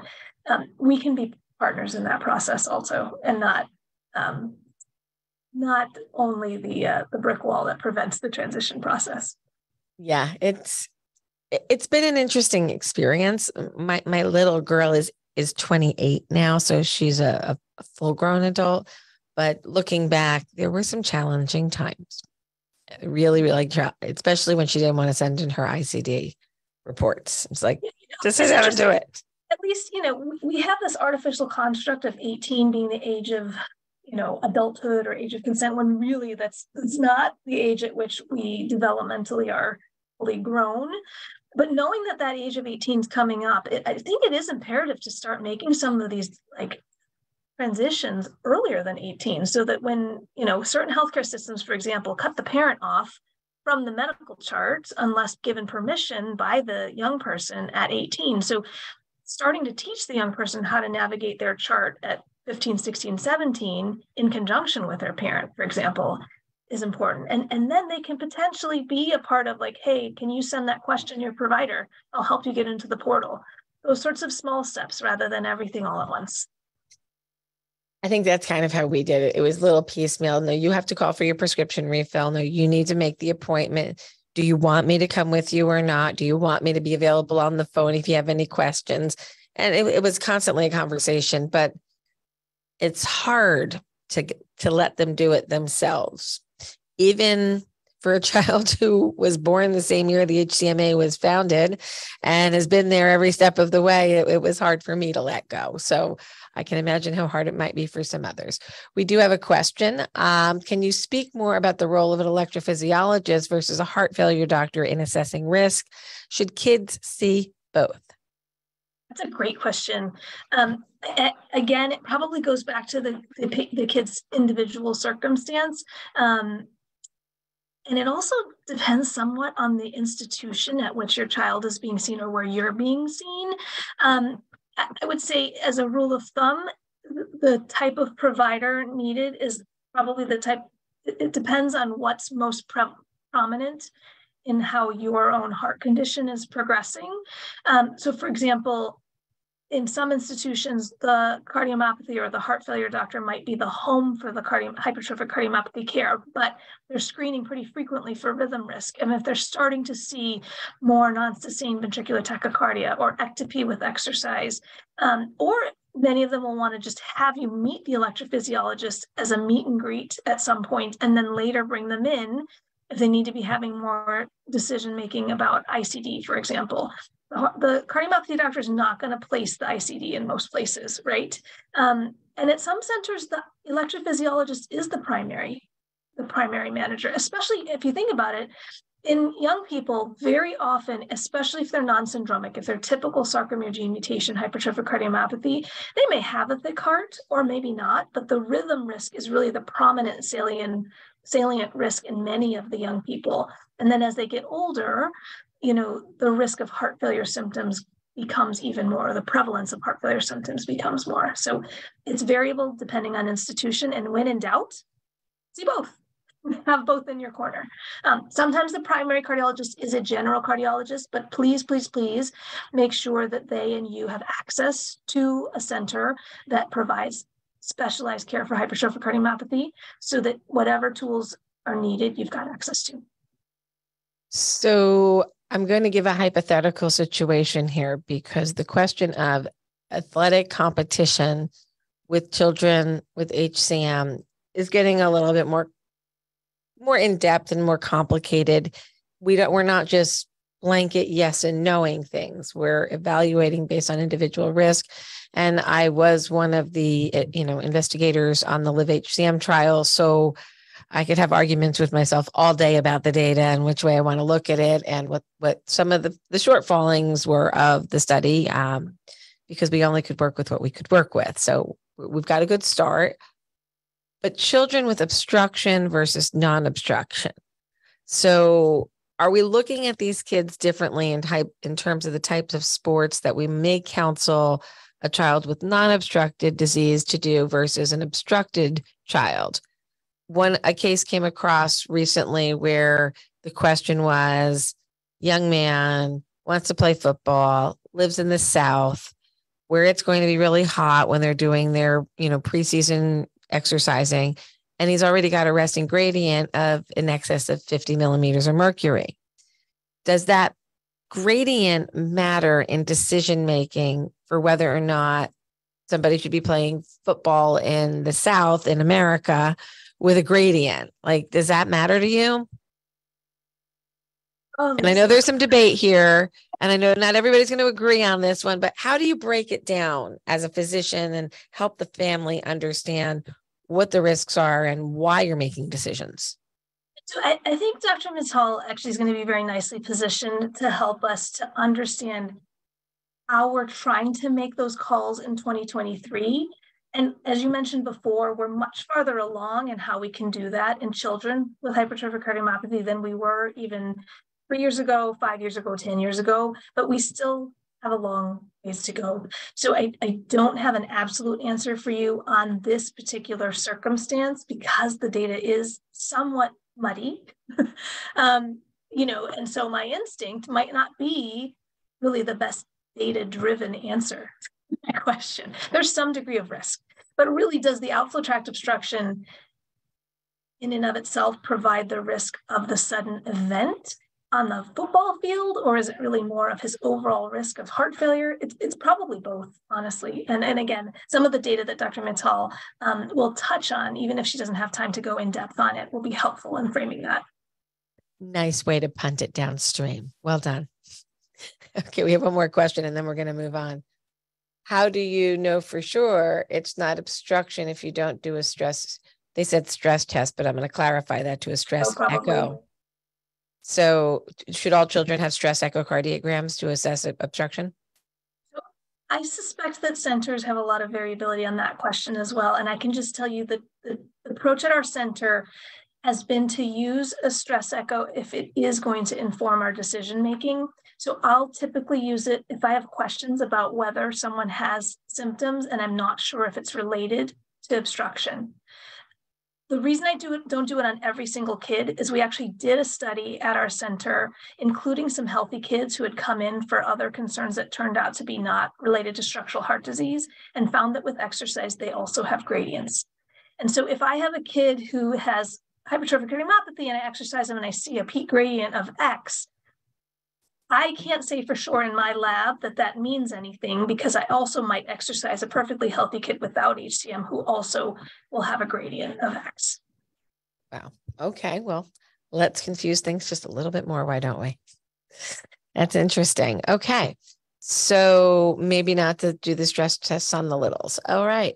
We are going to move right on down the street here, and we are going to bring in Dr. Seema Mittal, and I thank you for your patience because you're coming up last tonight. So you got to sit and listen to everybody else and hopefully have some dinner too. So I'm going to hand it off to you and just make sure I can hear you okay. Thank you so much, Lisa. You can hear me, right? Okay. We've got you. Wonderful. Wonderful. I will share my slides first. Can you see them yet? Yes, we do. Okay. And in what format? Let's see. We just have to put it in present mode. I will do that. Other screen. Swap. Wonderful. There you go. Thank you. So thank you again. I know it's been a long day for everyone. So I will actually try to keep this short, but I do want to thank Lisa and the HCMA and all the group. It's been very informative for me to sit in as well. But I look forward to sharing some of my thoughts on a couple of topics that I was asked to speak on, which is risk stratification and emerging therapies. These are my disclosures, and I will be talking about some of their products. I want to make clear that I do have some conflicts. The idea behind these two topics is really goes back to how can we personalize or individualize the care for our children for at least two conditions is trying to predict the risk of life-threatening arrhythmias, which lead to sudden cardiac death, and also how can we personalize therapies. And I want to shed light on just a couple of them that are on the horizon. And for each of those, I just want to start with an example of a patient or family that we took care of at the hospital for sick children. So this is the example of a 10-year-old boy. He was like any other school day, he was preparing for school, but that date changed the family forever. At recess, he was playing basketball with friends and suddenly he collapsed. His heart had stopped and could not be started. He was only 10 years old. And we knew 4 years earlier he had been diagnosed with hypertrophic cardiomyopathy, but there was no way to know that he would suffer this catastrophic event. And we know, and we've spoken about this today as well, is that what we call sudden cardiac death events or life-threatening arrhythmias occur at a frequency of anywhere between 8 to 10% in the 5 years following initial diagnosis. Mind you, this is events. This is not every patient who dies from it. Maybe half the patients who suffer these events actually die from it. A small percentage have received ICDs ahead of time to prevent it, which is called primary prevention ICDs. And the remainder may be able to be resuscitated and go on to get an ICD. And it is the most common cause of mortality in pediatric HCM. So if you took 100 children with HCM, I would say around 8 to 10 are likely to suffer in the next 5 years a life-threatening arrhythmias. Our ability to predict who those patients are is fairly limited. Currently, I would say maybe 2 or 3 of these patients get ICDs ahead of time to prevent them from collapsing from this event. But the majority of ICDs, I would say 70 to 75% of the ICDs that we put in are in low-risk patients. Patients who are not going to use the ICD in 5 years follow-up and while being exposed to the complications of an ICD. And that is why we don't put ICDs in everyone, because there are complications and we're getting it wrong a fair number of times. And the reason for that is that our assessment has been fairly subjective. There are many risk factors, and it's hard for the human mind to compute what each of these risk factors in an aggregate, what kind of risk does it contribute.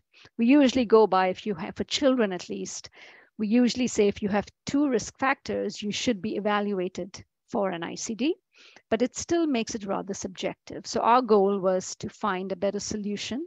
And this is one of 2 tools, I think, out there.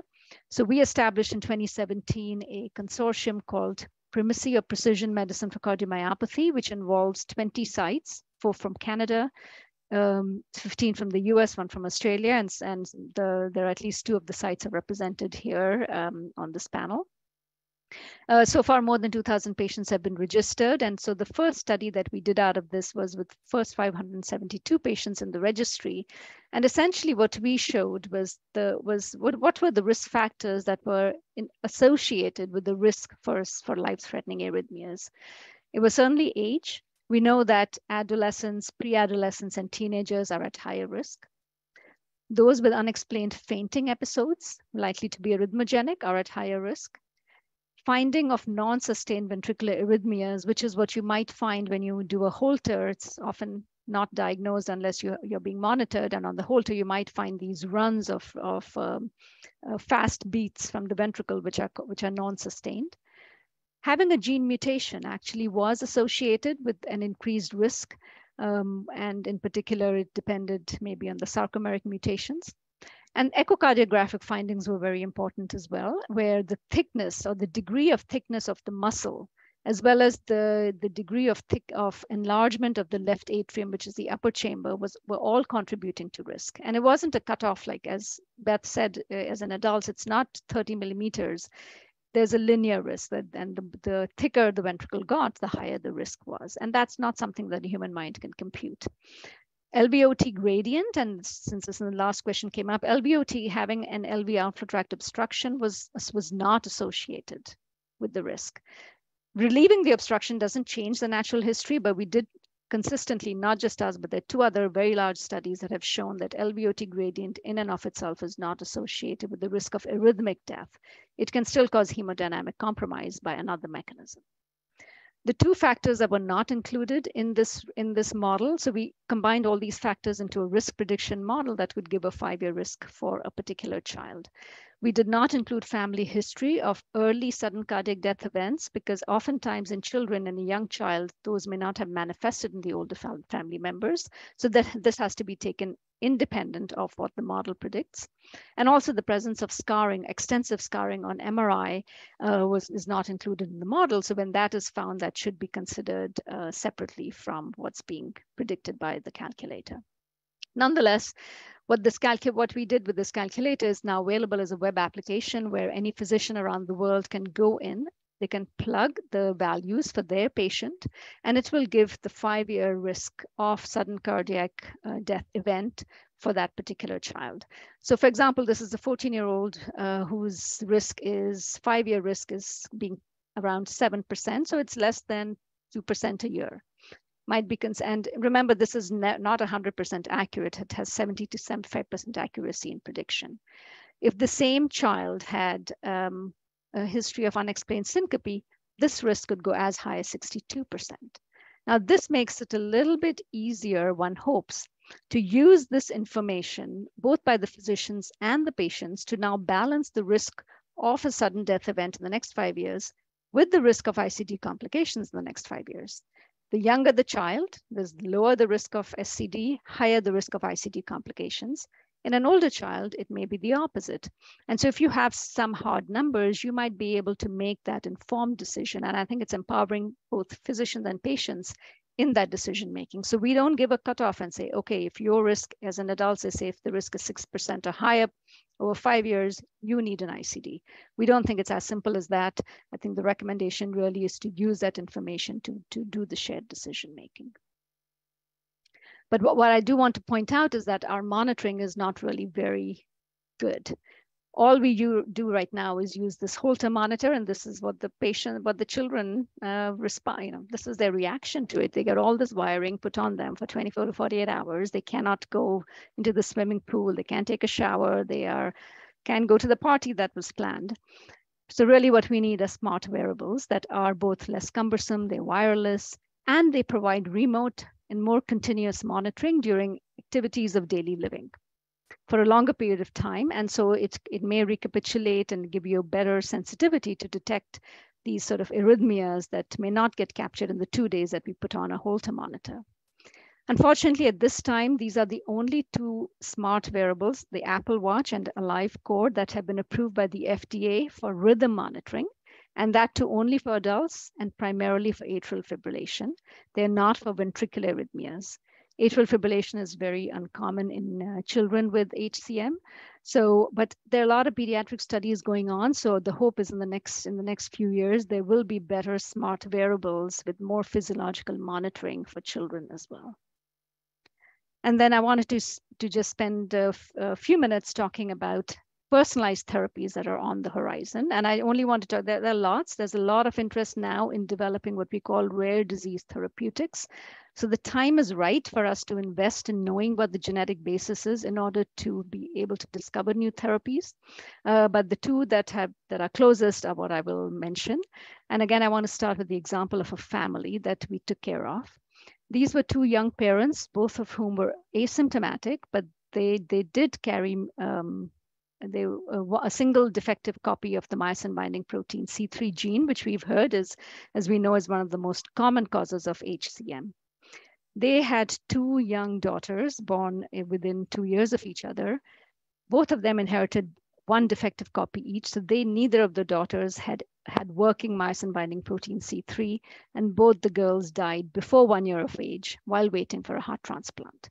This is one of the most severe forms of HCM, where these children don't survive generally beyond the infancy because the heart gets so thick and it actually starts failing. And so this is the kind where you really need aggressive therapies. Currently, the only therapies we have in terms of drugs are for beta blockers, like metoprolol, or calcium channel blockers, or disopyramide. And these drugs are given to reduce the LV outflow tract obstruction. Surgery is if you're refractory to medical therapy, then like adults, we offer open heart surgery, which is surgical myectomy. But it's clear that the drugs and surgery will relieve the obstruction and they will relieve the symptoms, but they do not take away the natural history of the disease. So the disease can still progress, the risk of heart failure can still persist, the risk of arrhythmias can still persist. So there have been more, the hope now is that there have been more emphasis on precision or targeted therapies. We know that one of the most common mechanisms for hypertrophic cardiomyopathy is the way these two important proteins, myosin and actin, interact with each other and cause the heart to contract. And when they bind to each other very tightly, it causes the heart to be very hypercontractile and get hypertrophied. So one of the drugs that clearly has been approved in the last year is a myosin inhibitor like mavacamten. But there's also been progress towards myosin binding protein C3 gene therapy. And what's reassuring is that pediatric trials are in development for these conditions. So I think most people in this audience are probably very familiar now with mavacamten, a myosin inhibitor, which was approved in adults who were symptomatic with obstructive HCM. So it's very specific. It was a 6-month trial that showed that in the patients who received mavacamten, a third of those patients showed an improvement in their exercise capacity and either stabilization or improvement in their symptoms, compared to only 17% of patients who received a placebo. So based on that, FDA approval was given and the drug is now being offered fairly widely to eligible patients. And trials are also underway in order to determine the longer term safety and efficacy over 5 years in this group of patients, to determine if this will reduce the need for septal reduction therapy, and also to see whether it will be effective in a different group of patients. That those are the ones with non-obstructive HCM, but the results are not out yet. It's important, though, to be aware that there is a serious warning of precaution or a black label, so to say, on the drug product monograph, and that is related to the risk of heart failure, because a small percentage of patients do drop their LV ejection fraction or their systolic function drops, which can put them at risk for heart failure. Therefore, it's not recommended in patients whose ejection fraction starting out is less than 55%. And anyone who's on this therapy needs frequent monitoring of their echocardiogram of their heart function. And that you have to be very careful with drug-drug interactions because many drugs interact with mavacamten. So you just have to be careful to titrate the dose to avoid the side effects. So safety and efficacy has certainly been shown, but at pediatric, it does beg that the time is right to study the safety and efficacy in pediatrics as well.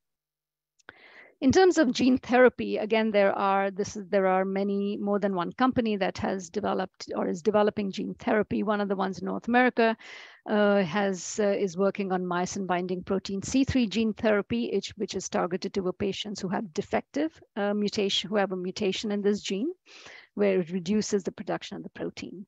They have shown efficacy in animal studies where they were able to show that an injection of this drug can increase the production of myosin binding protein C3 in the heart. And also it can improve the survival. So now they're doing a study in adults with HCM, non-obstructive HCM, in order to see if it would at least be safe and tolerated well, but also show some preliminary efficacy. But the way it's done is that you take a virus called adenovirus that is grown in the laboratory, which is non-replicating, so it's not going to cause viral disease if you inject it. You put the sequence of the gene inside the virus and inject a single infusion of the virus. And that virus targets the heart and integrates with the cells in the heart to encourage them to start making some protein. And that's the mechanism of action. And the hope is that a single injection will be enough, but it's not known at this time.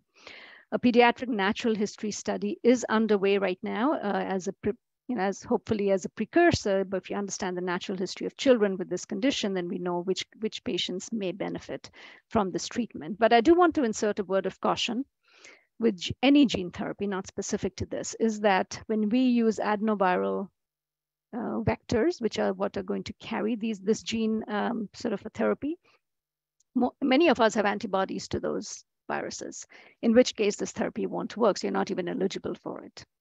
In the ones who do get this drug, there is a high chance of developing antibodies, which means that they would not be candidates for future injections of this drug therapy, or maybe some other maybe more effective therapy that may come along.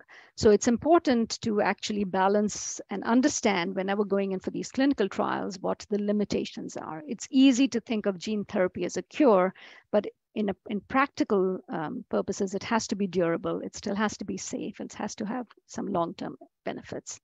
And I think this came out recently, just in the last month or so, where FDA gave fast track approval for the first gene therapy for treatment of patients with Duchenne muscular dystrophy, which is associated with another type of cardiomyopathy. But there are some of these worries that everyone is excited that this is happening and that these kind of therapies should come to the market sooner, but we have to recognize that the evidence is often limited. It's not based on clinical benefit or necessarily survival. It's often based on maybe the ability to make more protein in the affected organ. So it's important that when we go into these trials, we recognize what those limitations might be. But in summary, I would say that there are new targeted drugs for HCM for which we'd like to know what would be the long-term benefit and how safe they will be. And that same goes for gene therapy. We want to be, we acknowledge that there can be antibody development, and that a hurdle that has to be crossed. And then, of course, there can be side effects that can be significant, like liver failure or immune reactions. Nonetheless, I think the disease, the basis for the disease in adults is the same as children. So it's important that pediatric safety and efficacy trials also be done. And that's where the field is headed. So I think the pediatric future, I think for pediatric HCM is strong. We do need to improve genetic diagnosis. I know a question had come up about, for example, FLNC, and how does it influence knowing what kind of mutation you have? And I would say it's exactly what Hugo said. So if you don't know the cause of disease, you cannot do targeted therapies. So if, for example, FLNC, what we at least know is it causes HCM, DCM, but it also causes a more arrhythmogenic phenotype. So if I have a patient with FLNC, I am more likely to monitor them more closely for arrhythmias.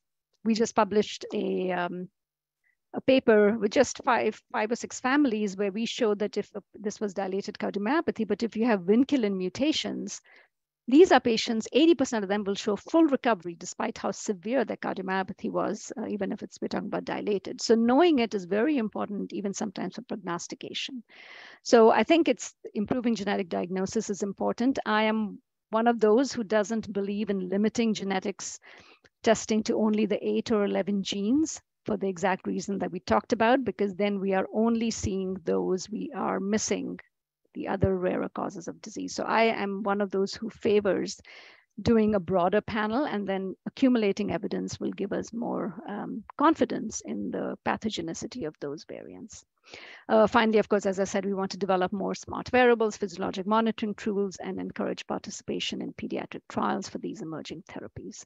So I want to thank the audience, as well as all our patient and partners, collaborators and funders, both in our own biobank and in the Primacy, and a lot of funding and support has come from everyone. So I'll stop there. Thank you so much for your attention, and happy to take questions. We have one teed up for you already. Okay.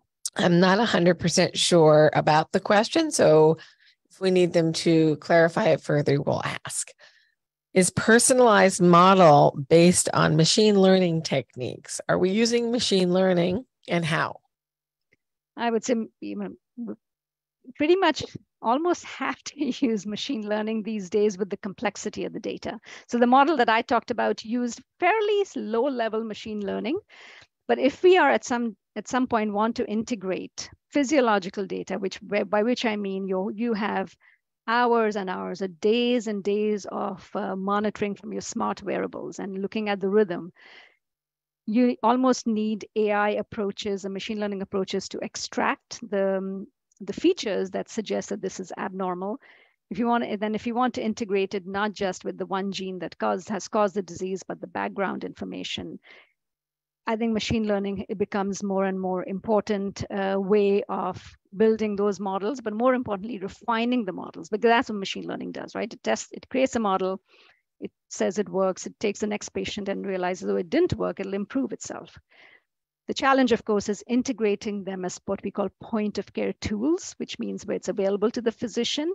That translation or implementation is a little bit more challenging for machine learning than it is for a simple mathematical model, but I'm hoping the field will work towards that. Can you talk for a moment about AI technology for screening? You didn't really address this, and I'm throwing this up to you from left field, but we're talking machine learning. So the next question is, okay, if the machines are teaching, what about artificial intelligence? Where will that help us? We know that in the United States, Viz.ai received a de novo approval from the FDA on their EKG algorithm for specifically hypertrophic cardiomyopathy. It's only been used in small center trials at this point. Do you see a future for artificial intelligence in detection or even in disease management? Yes, I think from detection for sure, at the imaging side of things, there is a lot of work going on, and in two ways. One is using those AI approaches to get echocardiographic information from patients living in remote communities who may not have access, right, to a center where this can be done, maybe really far. So there are those models where the AI can also be used to even help the technician get the image and tell them, now this is like you saw with the AED that you were showing, right? Okay, put it in the right place, move away, right? Those kind of instructions. And secondly, to actually interpret the images, again, by sending them or having them being interpreted by AI and get flags and say, you know what, this one looks like is abnormal, maybe you need a proper echo or something like that. So I think there will be growing role for that, and a research for sure. When we want to look at subtle findings in large numbers of patients, the field is getting to the point where you have to use some of these approaches to get that data. It's just maybe more time efficient. Fantastic. If I could ask the rest of our faculty to come back on camera, that way we can address any other questions that our community has. So now is the free-for-all potpourri questions. Ask any questions that you didn't get off your mind, and I will start with a few. So we talked a little bit about gene therapy. We came up with a cute, very simple explanation of gene therapy for one approach, I should say. It's my only critique of my own piece. I should have said AAV9, not CRISPR technology, but we'll do another one when we have to. In the age that we are now talking that gene therapy might be appropriate, we're testing it in adults. We've got a long way to go, and we're testing it in symptomatic adults. Do we see a day where we could be more preventive in our approach to gene therapy for children or minimally affected individuals? Just thinking to the future a little bit and a little dreaming, where could this go and what do we need to get there? Kimberly? I can start a little bit. So one thing is we are testing some of the gene therapies in children. So, right now we actually have an open trial for Danon disease, which has a form of hypertrophic cardiomyopathy, and there should be a phase 2 study that is open to children to have that manifestation. So it's coming, and in some respects already here with respect to those trials. But in terms of who do we go to next, or who should we go to now? We really need a lot of natural history data. We need to know for each specific gene that may have a therapy, how are we going to prove that it's effective?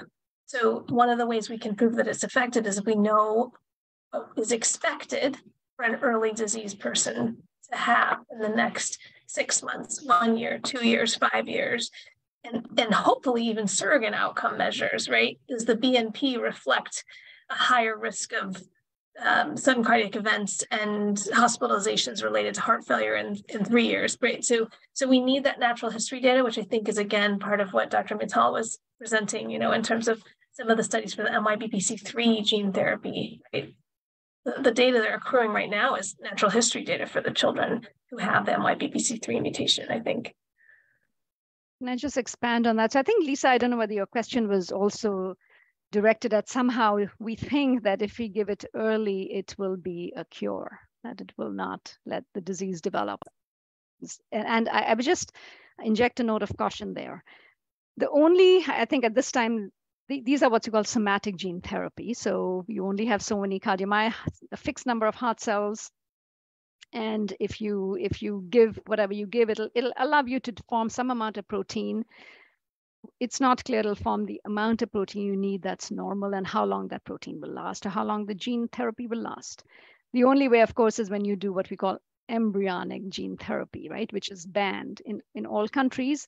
There was a lot in the news recently about mitochondrial, the 3-parent donor. So if you have, say, cardiomyopathy or some other condition that's caused by mutations in the mitochondria that are passed from the mother, it's obligatory where a child will just get it because mother's DNA is coming to them from the mitochondria. You can use donor mitochondria and do in vitro fertilization. And that's what was done in the UK, because in UK it's permitted. So in that condition, it's like doing in vitro fertilization, prenatal genetic testing, but you're replacing the mitochondria by healthy mitochondria. This is considered a form of cloning. It's banned in the US, it's banned in Canada, it's banned in most countries. So I think there are still some ethical concerns about that. And so that's the earliest type of gene therapy where it has shown to be effective, but it has these sort of ethical concerns as well. I am very cautious of the C word, as you referred to it, because we don't want to give false expectations, I was hoping you guys would clarify, which you did. So thanks for catching on to that one, because the next question I'm going to get when we get off the line here is the phone's going to ring. So there's a cure for my kid. When can I get it? It's not where we are. Things are way more hopeful today than they were 20 years ago. We have a lot more tools in the toolbox. Clinical trials are needed. It's hard for an adult to consent to a clinical trial. It's harder for a parent to consent a child to a clinical trial. But the way we're going to learn about myosin inhibitors and HCM in children is to do some trials on some carefully selected individuals and some brave souls that are going to step forward, and the doctor, the patient, and the parent are going to make the decision as to who's a good candidate. So I would encourage our families to have conversations about clinical trial opportunities so that we can learn more on the right children in a very safe way, because I think we can all agree beyond a shadow of a doubt that safety is job one. We don't want to put anybody in any additional risk. We got enough trouble. Thank you very much. We want to work on solutions and helping normalize these hearts. Okay, we got another question coming in here. Is there a list of children's hospitals that are centers of excellence? They are on our website. And what you'll find is if they have a partnered program for the pediatric, each center will have an adult listing and a pediatric listing. As Stanford does, as UPenn does. Le Bonheur is standalone, children only. So they're all listed on the website in our directory listing, which Julie has put in the chat. And I think somebody's probably dropped it into Facebook as well, because these guys drop links before I can even ask. So they're already dropped and you know where to find them. So again, remember, if you are in a situation where a center of excellence is a little far away and it's a financial challenge to get there, look at the Lori Fund. We can help support you as you get there. Remember also that we have online discussion groups that go on every week, so that we're there to support you emotionally as you are going through this challenge and help you with additional tools and resources. And I should also say we have a new relationship with the organization Angel Flight. So on top of the $600, we can get people flights to centers as well, free of charge in the United States, and some in Canada even. So we can help on that one as well, because they have partners up in Canada. So there are lots of reasons to get care. There's lots of reasons to get to centers, and we're trying to break down all those barriers. I am going to say goodbye to the Facebook people. And we are going to stop recording in a second. That'll give you a few moments to ask questions that will not be kept on the internet forever.